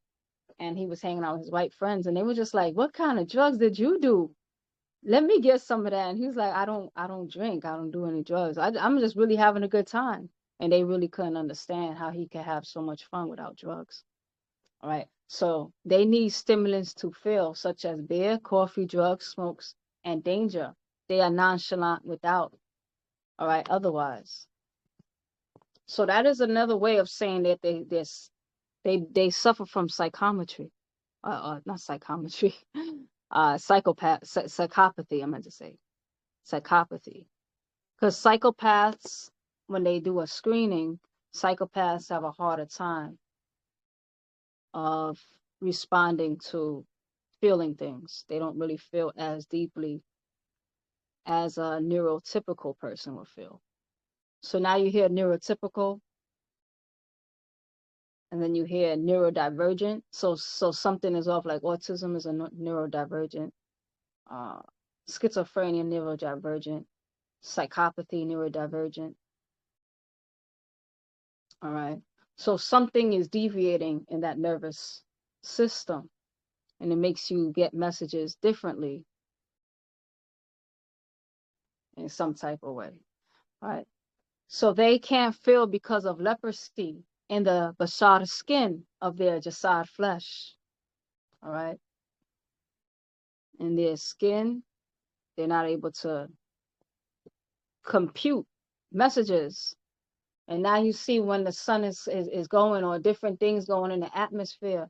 That's why Bob is helping to clean ourselves up. So we should be responding to these messages that are being communicated. It should be a natural response. Go left. Your body's telling you go left. Go right. And it would be a common sense. But those sensibilities have become a little bit stagnated in us. All right. So that's what we are unblocking ourselves. But Baba said we're blocked, whereas they're cut off. So now we can see why. All right. We have more information as to why. So 153, the leper race, we in ancient Egypt call the Tamahu, Tama, living, Tamahu, living filth. Because of their disease, they can't feel. They can't feel as you. They can't smell as you can smell. They cannot move as you can move. They cannot think as you think, and they cannot see lawanat's colors as you do. All right. A lot of times there's deficiencies because there's stages in color blindness. A lot of people are more colorblind. Did you know that you need at least you need 3 cones to see all the colors? And there are a few people on the planet, because I remember I was studying about the eyes, because I was going to do an eye surgery. That made me study the eyes even more. And there is a few people on the planet that has an extra cone in their eye. So instead of 3 cones, they have 4 cones. So they see outside of the natural spectrum that most human beings see. All right. So they see far past the color spectrum. But if a male, the ironic thing about that is if a male has that 4th cone, it acts like a deficiency for him. It's like a mutation that makes him actually colorblind. So that 4th cone, when it shows up in women, she's the only one who actually enhances outside the spectrum of what she can see. But for us, let's just say we have at minimum 3 cones so we could see the whole spectrum, and that they're all functional cones. But sometimes something could be a little bit wrong with one, so you could see not necessarily, you won't see just a grayscale, you might see certain colors. All right, certain colors you won't be able to see, or you can't tell the difference. Your eyes blurs red and orange together. All right, or your eyes like green and blue will look the same, or you won't able to see red. Your eyes won't be able to pick up certain colors. So for the Caucasian, they tend to have a more muted reality. So what they see is less muted. I mean, more muted. And then you could see in Africa and Caribbean, we like vibrancy. We like bright colors, you know. We like colors. And then you could see they like grayscaling and more muted, all right? More muted emotions and everything. So they lack tatafat, emotions, like animals, beasts. They live on instinct. 155. Our akalat's minds are naturally musical. All right. So I do notice that, like, you give a black child some food, My brother used to do that. It used to annoy me when I was younger. I don't know why it used to annoy me, but he used to get food and then he just get from the table, and he just start dancing. Like the more he liked it, the more he just start dancing. I'm like, why you dancing? Sit down and eat. But now I understand. I wish I had just let him dance. But he be like dancing. He starts hopping, and so the mind is more musical. All right. So 156. We Mukmamu blacks have the electrical mind. Electrical mind. All right, that spark. We blacks have the chemical mind. Both of them have melanic origin. So chemicals go into the melanin. All right. Electricity also going to melanin. All right. 159. So the damag brain, which has an electrical component, which we call the brain, the spinal cord, and the chemical brain, is the endocrine brain. Is the endocrine brain. So whenever you talk about your endocrine system, you're talking about hormones. Whenever you talk about hormones, you're talking about chemicals. All right. Because when you release a certain hormone, for example, when your body releases oxytocin, it makes you want to bond. All right. That's why women naturally. Now things are happening to us, so things are changing. The chemicals are off, the hormones are off. So we see we have to heal our hormonal bodies. But women naturally give off more oxytocin because the children need her acceptance for survival. So she wants to bond more. But we all have it. Like men have it too. It's just women have more naturally. So it creates a certain behavior. It tells your body what to do, what to feel, how to zone in. And that's why when they keep us in fight or flight, it shuts down some of our glands. All right. Because when you're in fight or flight, you're giving off different hormones, which it conflicts with other hormones. So when you get out of fight or flight, your vagus nerves, it calms down, take information differently. You could digest your food differently because those other hormones are working differently. All right. So the endocrine system, that's all the chemical brain. All right. The spinal cord, that's also the electrical brain. All right. So that's endocrine brain. 160. So in actual fact, that part of us is both different aspects of this shayah thing called the mind.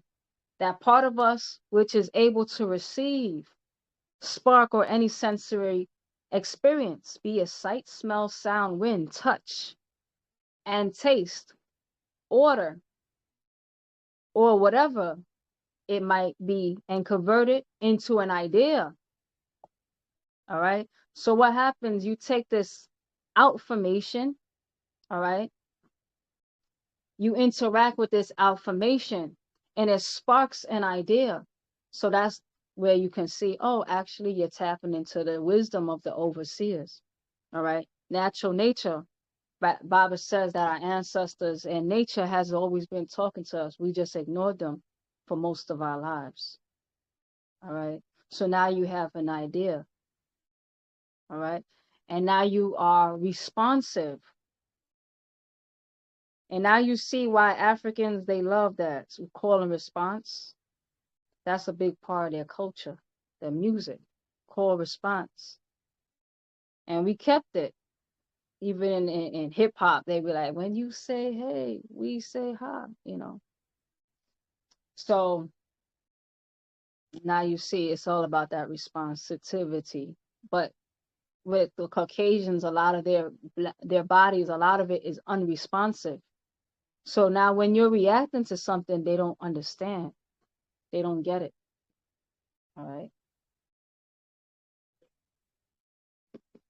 Not with the help of some type of drugs. Now they're getting high and they're having a good time at their party because they're high. All right. With the support. For you, you've gotten high naturally on your own endocrine system. 161. So it converts it from some type, all right, Hasmui. So it converts it from some type of external events into qasud, meaning, or faqorat, ideas, or ramazat, symbols, or sawarat, images, and also gives us the means to respond to the external events as in the organized manner. So now you see how ideas are coming up about. So now when we talk about the mental reservoir, which we all tap into, and outformation, this is one of my favorite charts, which was in natural ether, which was in natural ether energy.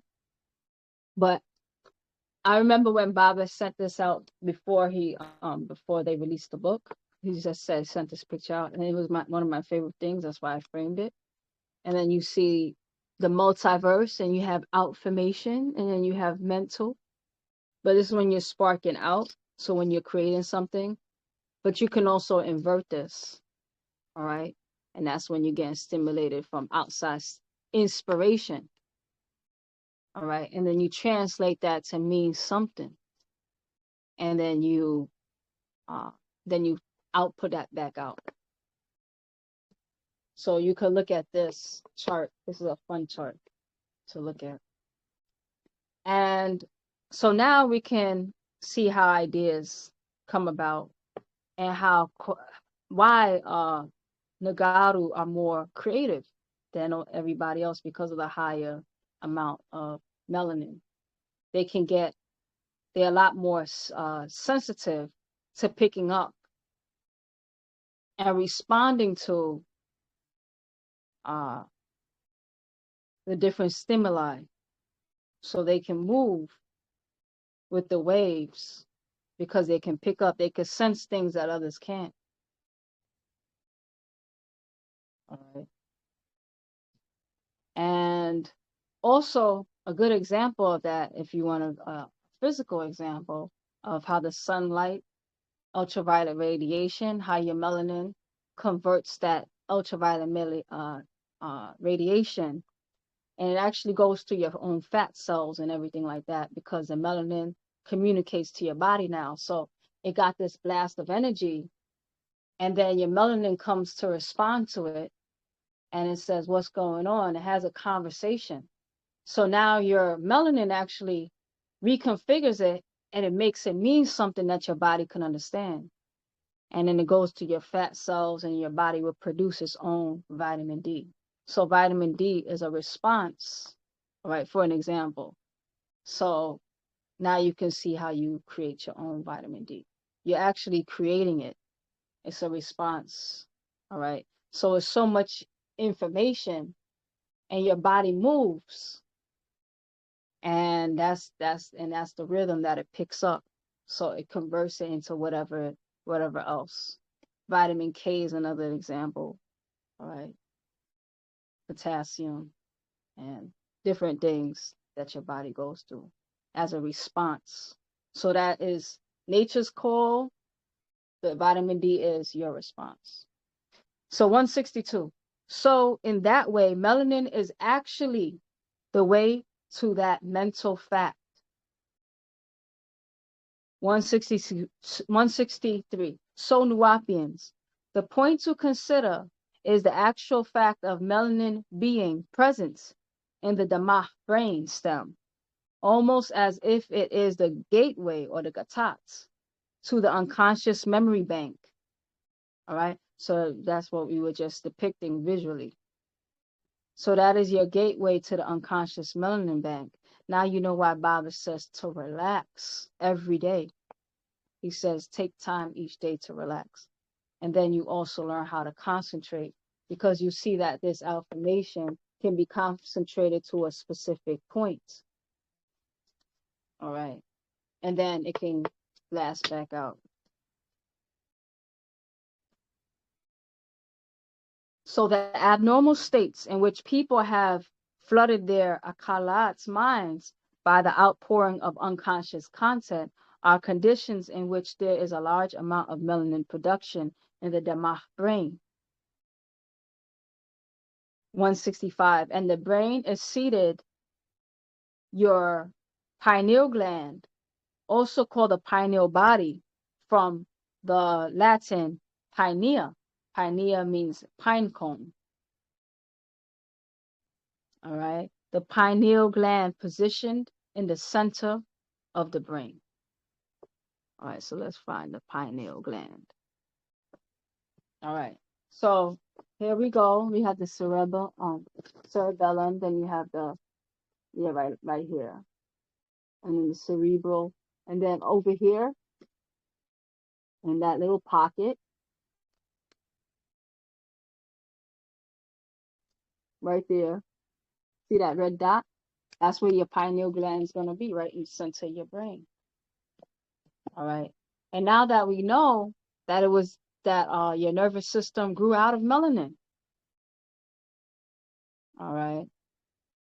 So that there we go. We find the center of the nervous system.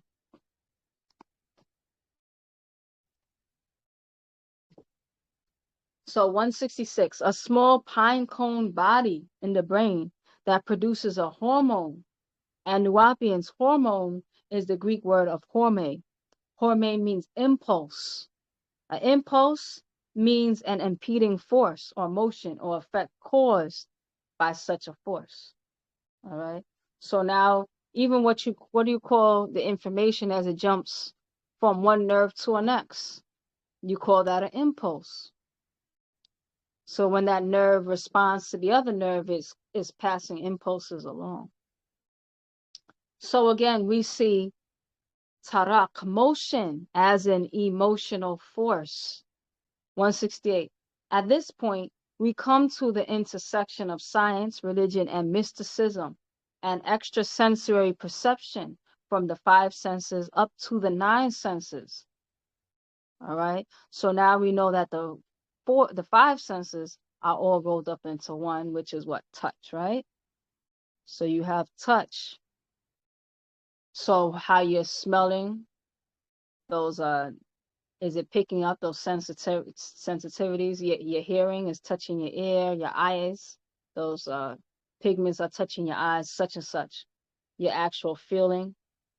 So if something is off with one of those senses, all right, you can't sense. Now you can't get that gut feeling, all right, your intuition. So you see how you use the lower senses to tap in actually to the higher senses. All right, so it's all connected up into the 9th sense. So now we see on the Caucasian's body that they are naturally less sensitive. So that means that naturally they're not going to go into those higher realms. Now for us, we have more sensitivity, all right? That means that we do have the opportunity to go into higher realms of higher senses. So 169, only the Kamem Salau black race have direct access to all 9 senses. 170, the Nanas Gadats pineal gland is very important because of this concept of the fatile means natural, natured being, and the unnatural being. So the pineal gland is a very important gland because of the concept of the natural being and the unnatural being.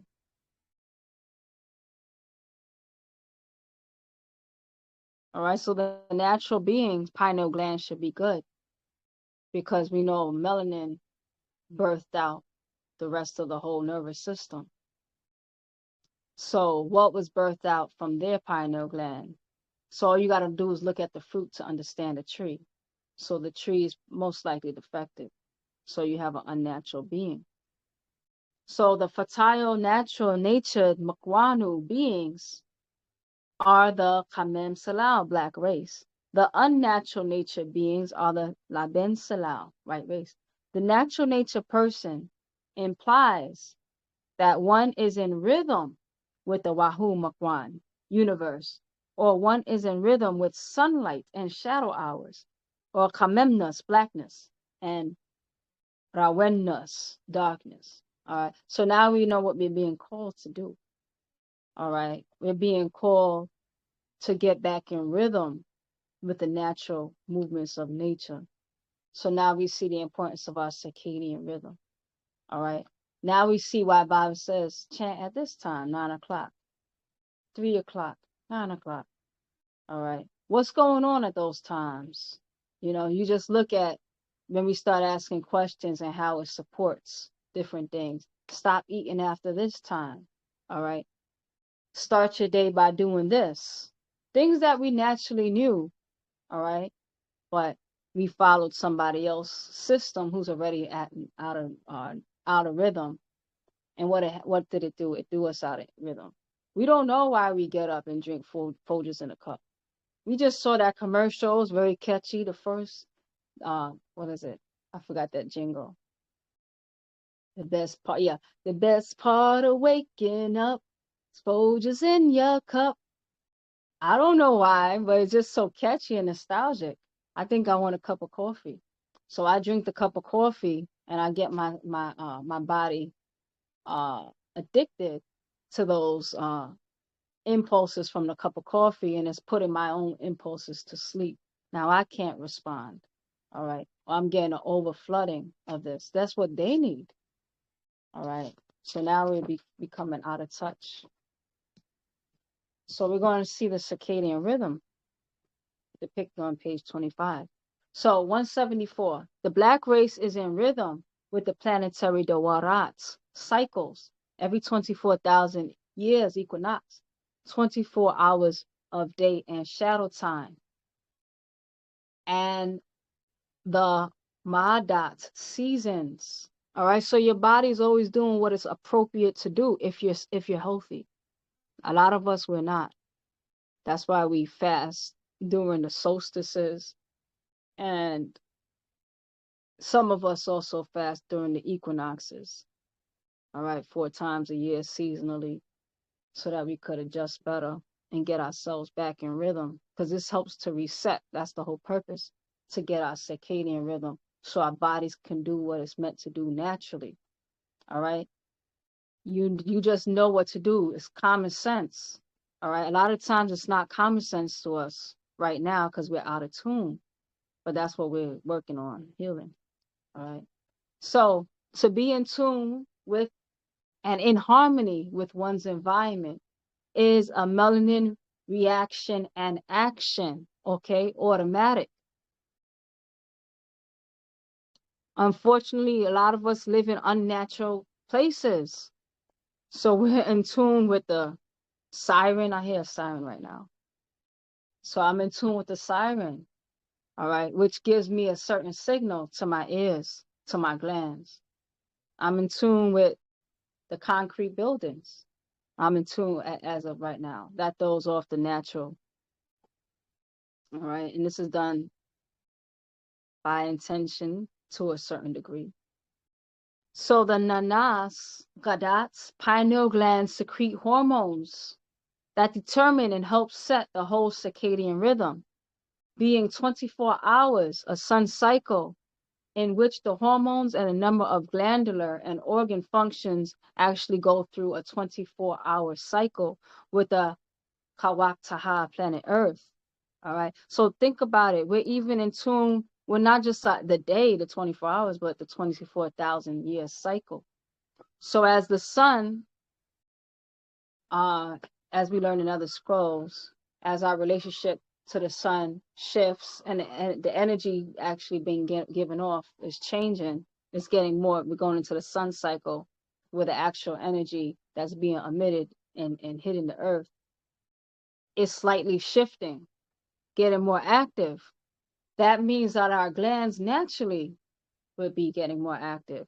And that's where there's a concentrated effort to stop that from happening. But as Baba said, you can't stop nature. All right. So, because nature is going to do what it's going to do if we don't poison ourselves by then. So right now, that's the purpose of us healing ourselves, so that our bodies can start responding and slowly but surely moving ourselves back to more natural environments. That's part of our healing too. So 177, Vanastasu, feminine. All right, Vanastasu, feminine. 24 different kinds of sakaf cell grows in the body, each at its own cycle of time, all based on these 24 telomeres at the tips of your chromosome. Right? We'll see that in diagram 9 in just a moment. 178. Ayashu males die younger than Ashahu females. All female body parts grow to full length. All right. So the female's body, by her telomeres and by her chromosomes, it can fully develop. Where, as we see, the males doesn't.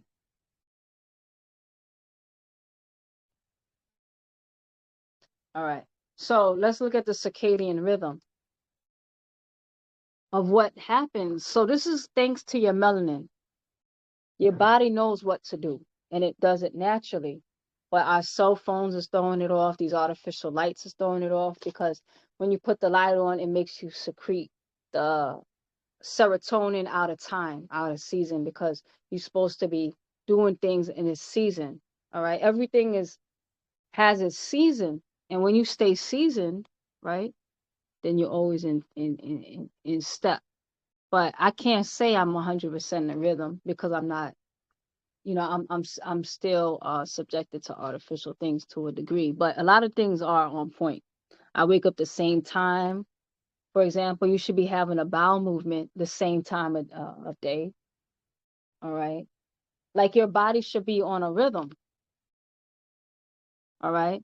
So your body itself is a ritual, because a ritual is something that you do. Like, for example, Bible says you got to create some rituals, and they have us doing rituals. Some people, the first thing they wake up, they smoke a cigarette. That's their ritual. Some people, when they get up, they do their chants. They do their, they do a walk. They do meditation. Those are rituals. If you drink a cup of coffee every day when you wake up, that's a ritual. All right. So rituals are very healing, or it could be very damaging. But it's like going over a groove over and over. You're making that stronger. But your body naturally responds. So let's go through it. Noon. That's noon. And that's the shadow hour, midnight. And then you have 6 o'clock over here. And then you have 3 o'clock over here. So you can see what nature tells your body and how your body interprets it, if you were in tune with the movements of nature.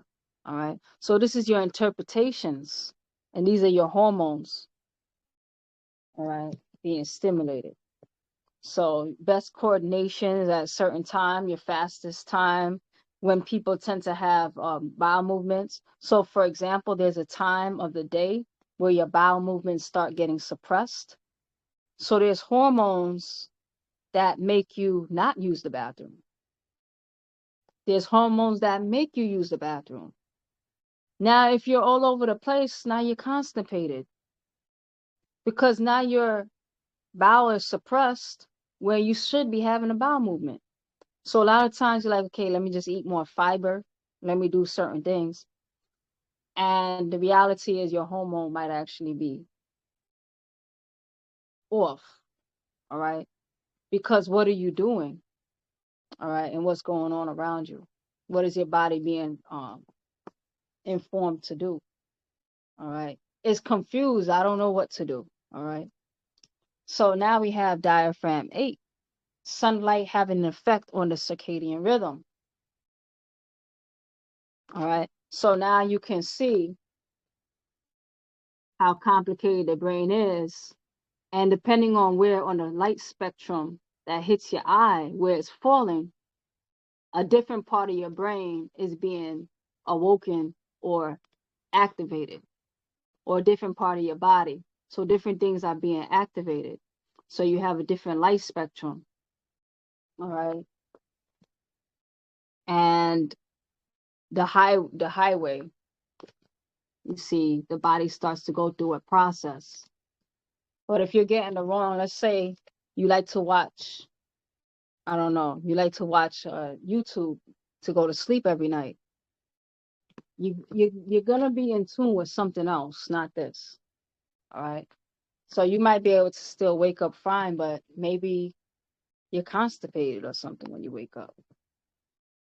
So this is just an example of how so many things can be affected. So 179.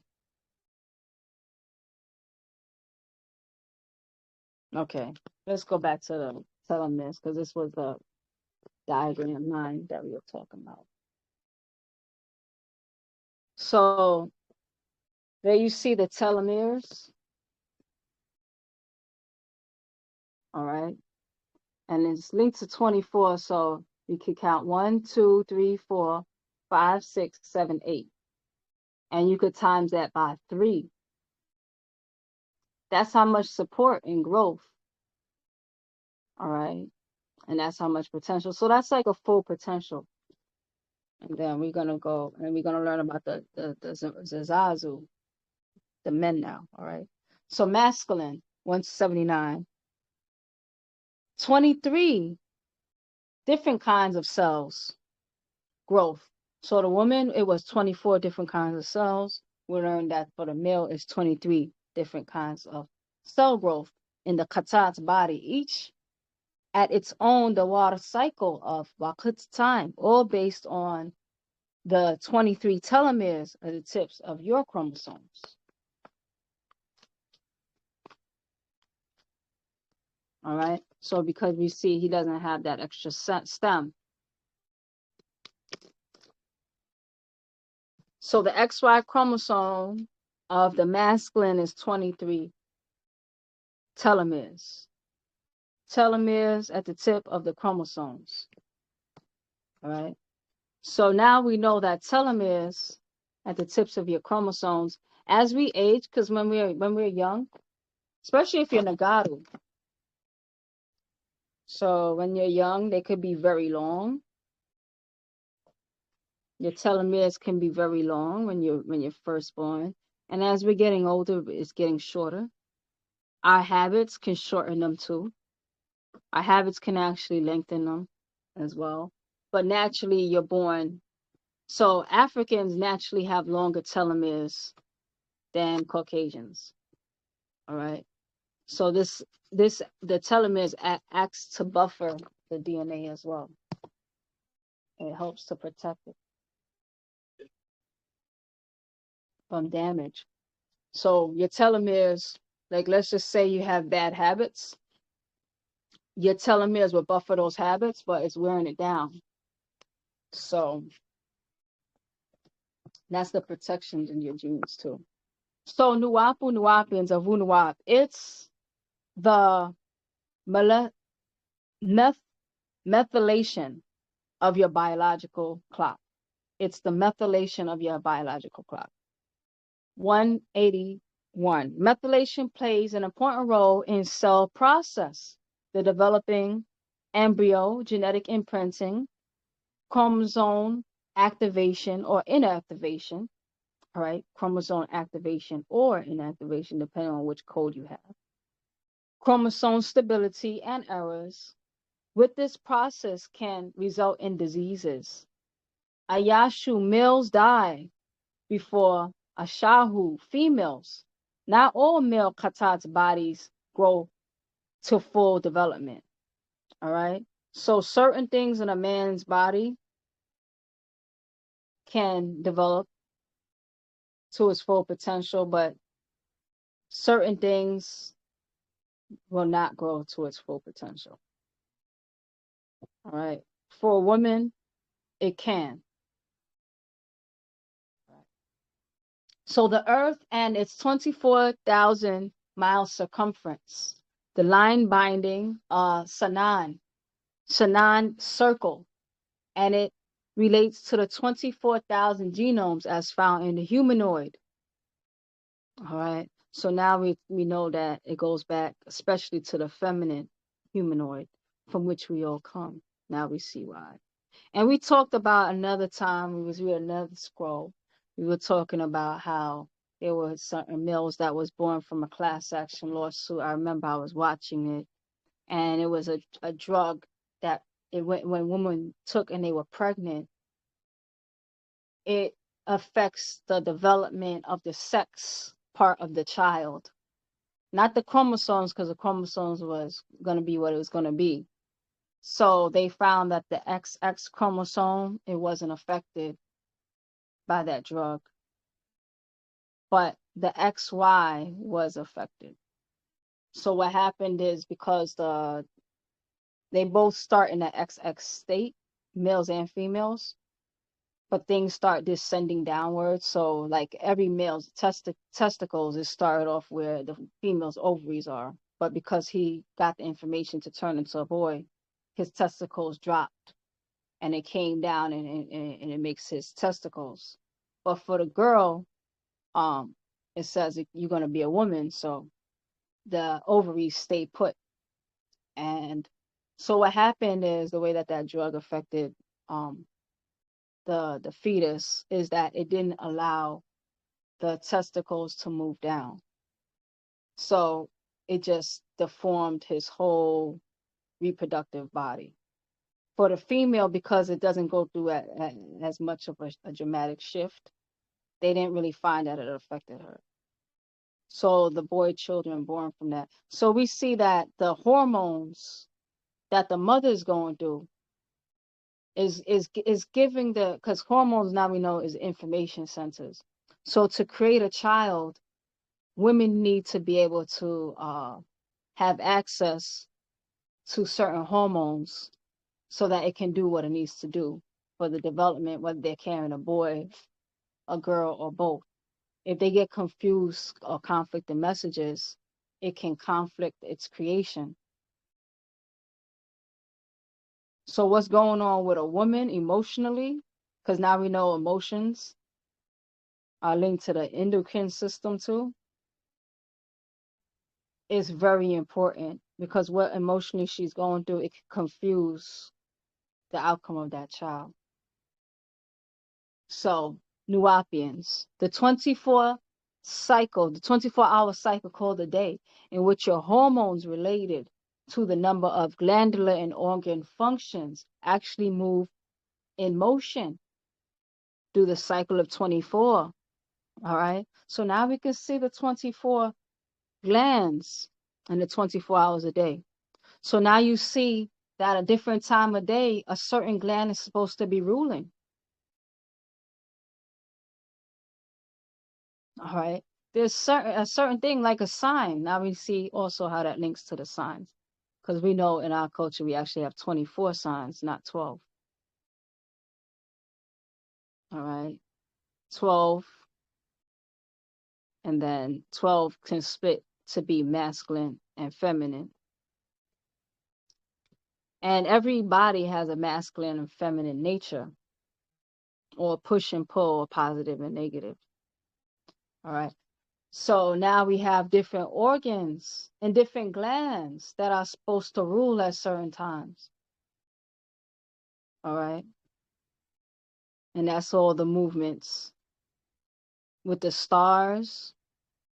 That's the movements with the time of day, how you're relating. Because when you're relating to the planet, I mean, the sun, the planet is relating to the sun, but the planet itself is also relating to the celestial bodies.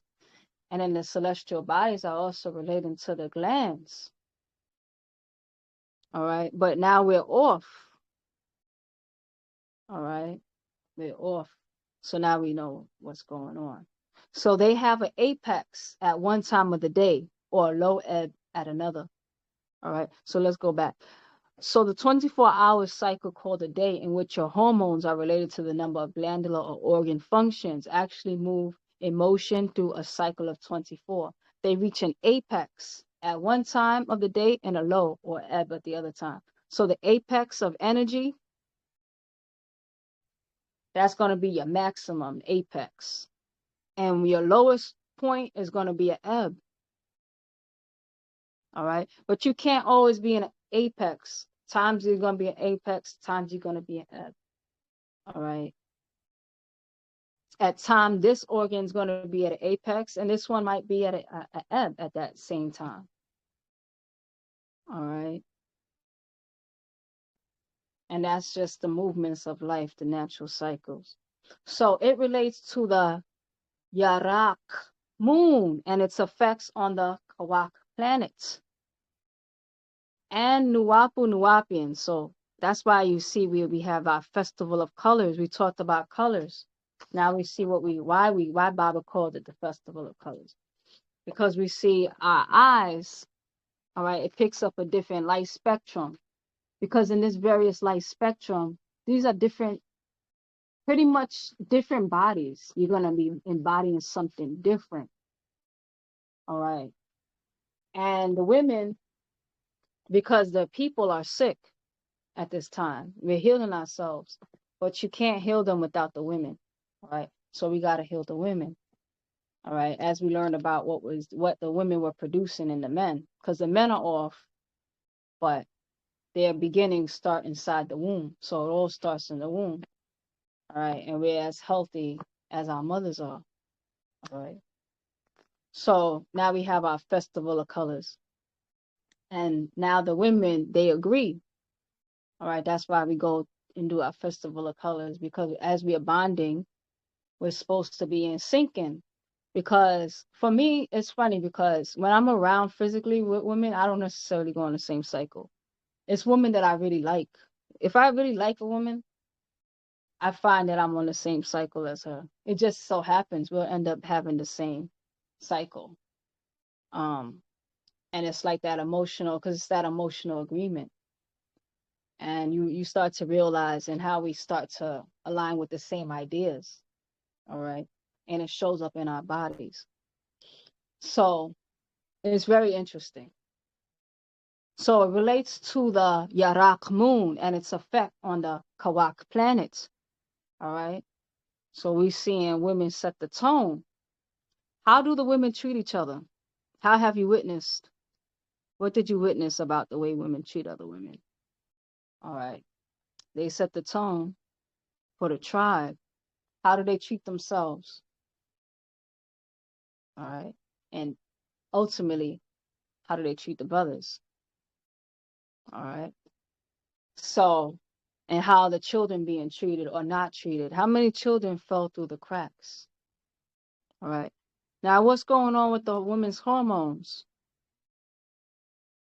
Where's her oxycontin? Does she feel connected to the children that she birthed?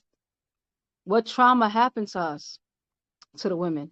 So Baba also explained that, I remember Baba explaining something about the women in the doctrine, saying that uh,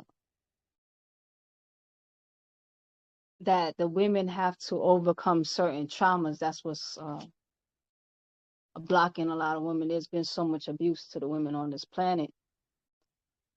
All right. So this is what our moon, our festival of colors and different things are supposed to be healing. All right. And it's taking time, to that credit, for women who want to heal. You're not just healing yourself. So, and Nuwapu Nuwapians of Wunuwap, your Melanin-ite children, know that all this is set into motion, emotion, or energy in motion, by the Nanas Gadat. That's the pineal gland, your eye of Ray, which turns on one set of hormones, harmony hormones, melanin, during darkness. Your pineal gland turns on hormones during darkness. All right. Because your pineal gland, if you study that, the organs and the glands, you need the pineal gland, because the pineal gland, it helps to regulate the other hormones as well. It links with our, what do you call that? What's this, the gland that sits here? Okay, you have your pituitary gland, your pineal gland, your pituitary gland, that's dealing with your growth. I can't believe thyroid. There you go. Thyroid, your pineal gland interacts with your thyroid.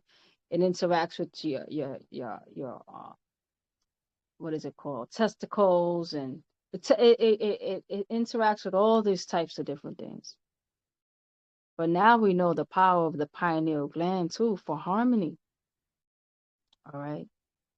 And darkness. So melatonin, which is produced at its peak between the hours of 12 a.m. and 6 a.m., induces sleep and dreams, and it is your gateway to the past, present, and future.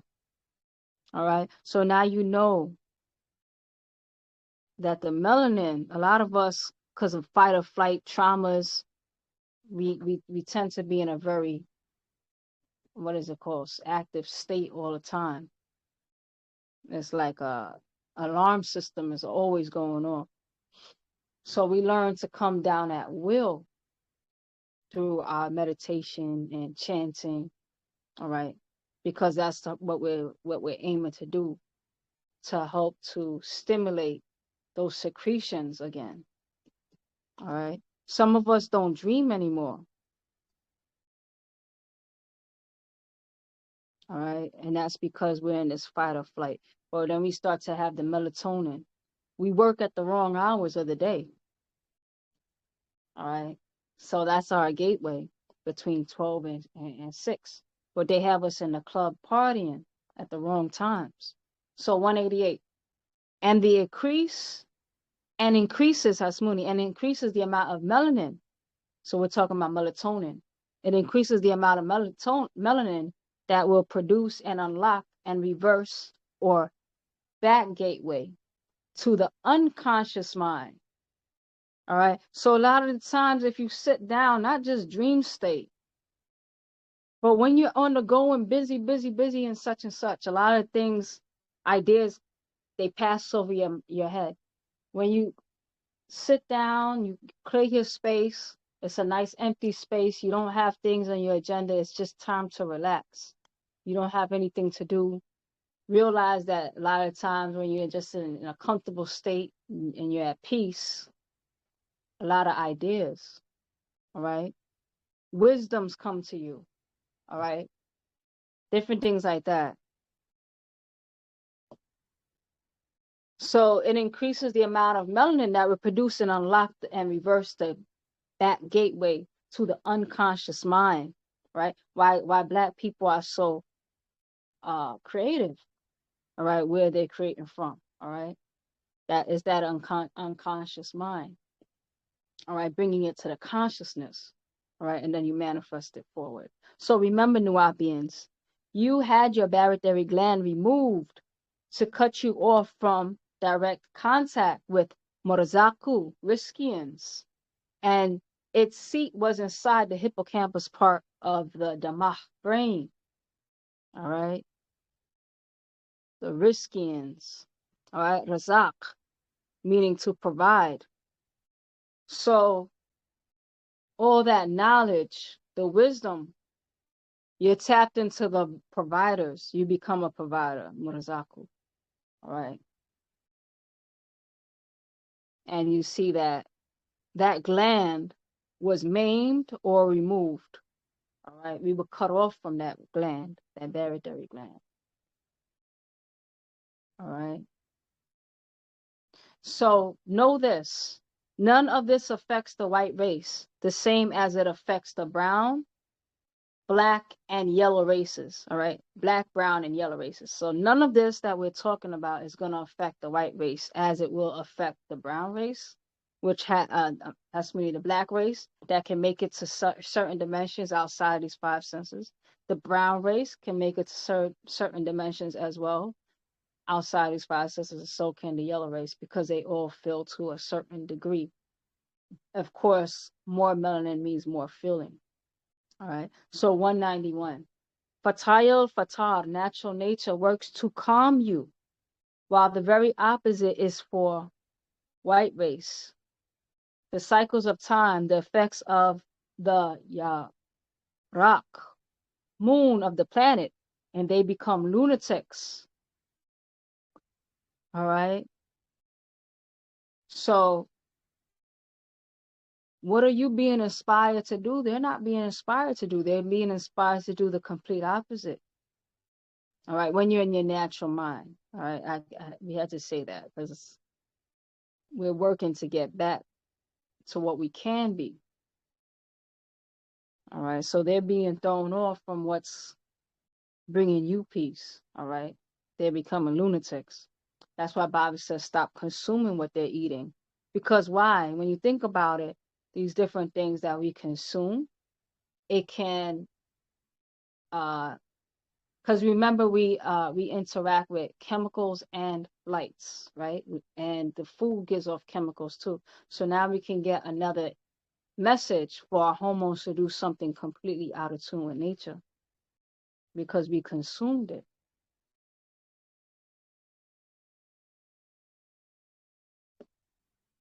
All right. So they get all excited like a kalub, a kulab, canine, and start to hoot and howl and scream like a lacan or a werewolf.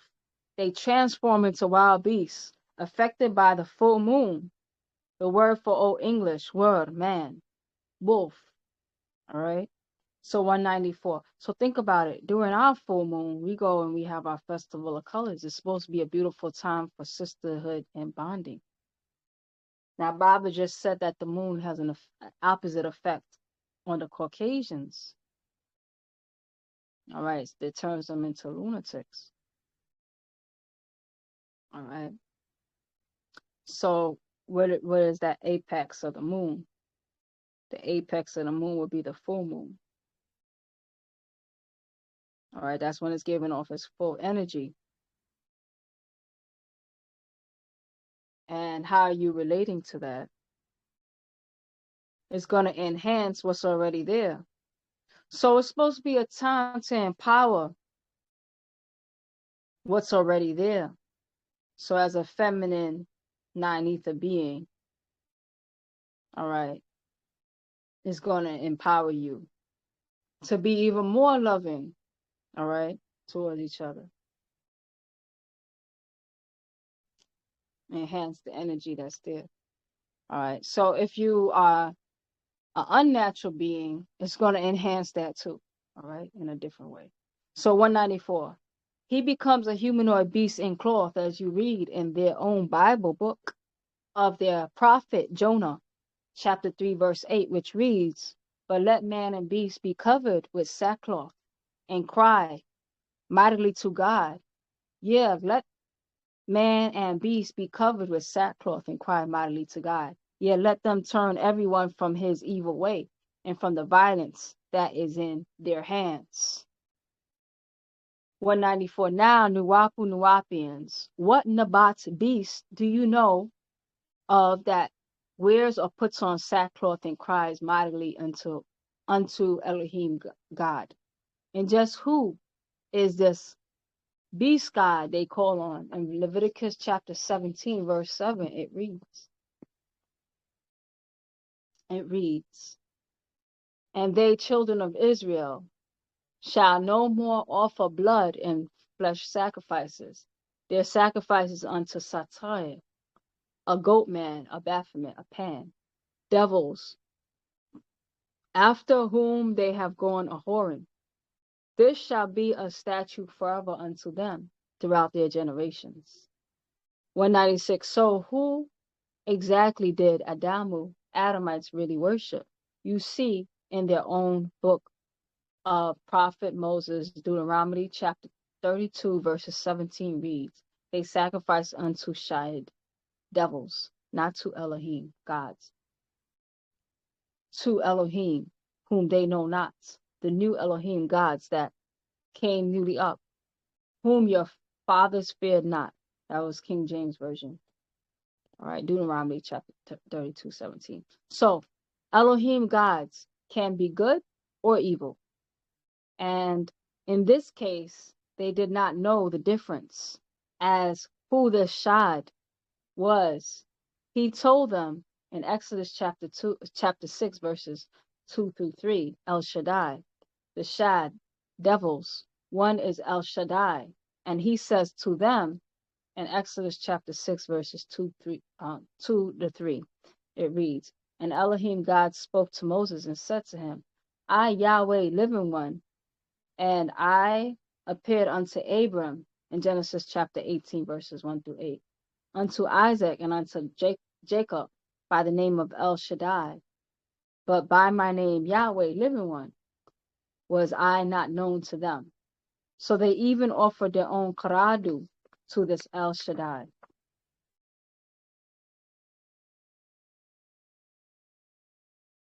In their book, Psalms 106, verses 37 through 38, and it reads, they sacrificed their sons and daughters unto devils, shad, and shed innocent blood, even blood of their sons and their daughters, whom they sacrificed unto the idols of Canaan, and the land was polluted with blood. 198. Now, Nuwapians, make note of this. 1. For you see devils and calves. This is found in 2 Corinthians chapter 11, verses 15, which reads, and he ordained him priests for the high places, and for the devil, Satar, Goatman, Pan, Baphomet, and the calves, which he had made. 199. I point out calves because Yahweh, their God, Lord, came to Abraham in flesh with two other physical angels, as you read in Genesis chapter 18, verses 1 through 8. And you see, he offered Yahweh and angels called Adonai flesh to eat, as it's a calf. All right. So remember, those angels came, and then Abraham said to his wife, Sarah, go hasten those calves real fast. Go prepare the calves real fast. Hasten, do it quickly, and offer it. All right. So I say this to say, Hebrew offerings to these Elohim gods were flesh and blood to be eaten. So in fact, when Abraham was going to cut up and cook his own son to his Yahweh of the Elohim or Lord God, it was for his Sawal son to be eaten by one of these El Shaddai. All right. So he was going to offer his son in Genesis chapter 22, verses 1 through 6. And remember, another Elohim came and said, offer this calf instead. So he was, in actual fact, going to cut up his son and cook him on the altar, just as Noah did to the same God in Genesis chapter 20, verses 21, because their God likes the sweet savor of cooking. All right. Because their God says it's a sweet savor. Just sod flesh. All right. So in Genesis chapter 8, verses 20 to 21, and Noah built an altar unto God, unto the Lord, and took of every clean beast and of every clean fowl, and offered burnt offerings on the altar. And the Lord smelt a sweet savor. And the Lord said in his heart, I will not again curse the ground any more for man's sake. For the imagination of man's heart is evil from his youth. Neither will I again smite any more every living thing as I have done. All right. So look at how bloodlusting this God is, whoever this God is, that he likes to smell so much. The food is so good that he's going to say, you know what? This smells so good. I'm not going to get rid of man anymore. All right. I'm not going to curse his ground anymore for man's sake, because they can cook, so all right. So, and if you think their gods did not eat offerings, sacrifices, oblations, read chapters 1 through 10 in the books of Leviticus, and you will see this Leviticus chapter 2, verses 1 through 16, how to cook the offerings in frying pans and bake in ovens with flours and mixed with oil, and it smells sweet to the Lord, just as fried chicken does while frying. And do they eat these things? In Leviticus chapter 3, verses 11 through 17. Yes, the food of the offerings. Read on, and you will see in Leviticus chapter 6, verses 15 to 29. 7 through 16. I mean, 7 through chapter 7, verse 6, 16, 18, 19, 20, 21, 23, 25, 26, and 27, all those chapters. They ate the flesh of not just Huwanats, animals, yet people also, their own Qaradu children. Read Lamentations, chapter 4, verses 10. And also Lamentations, chapter 2, verses 20. And Leviticus, chapter 26, and verses 29. And Deuteronomy, chapter 28, verse 52. And Jeremiah, chapter 19, verses 9. And Ezekiel, chapter 5, verses 10. It's right in their own Bible. Look at this in 2 Kings, chapter 6, verses 28 through 29. These Hebrews, as I was taught to, women ate their own children, just like their gods did. And today the white race still eats all kinds of damam, blood meats, even humanoids behind closed doors. All right. So a lot of times for Nagaru, a lot of us who didn't eat, it was normal to cook it all the way through. Now they eat it raw even, like the Adamites. All right. So 206. So before we continue, let's stop here and let's just discuss what's going on.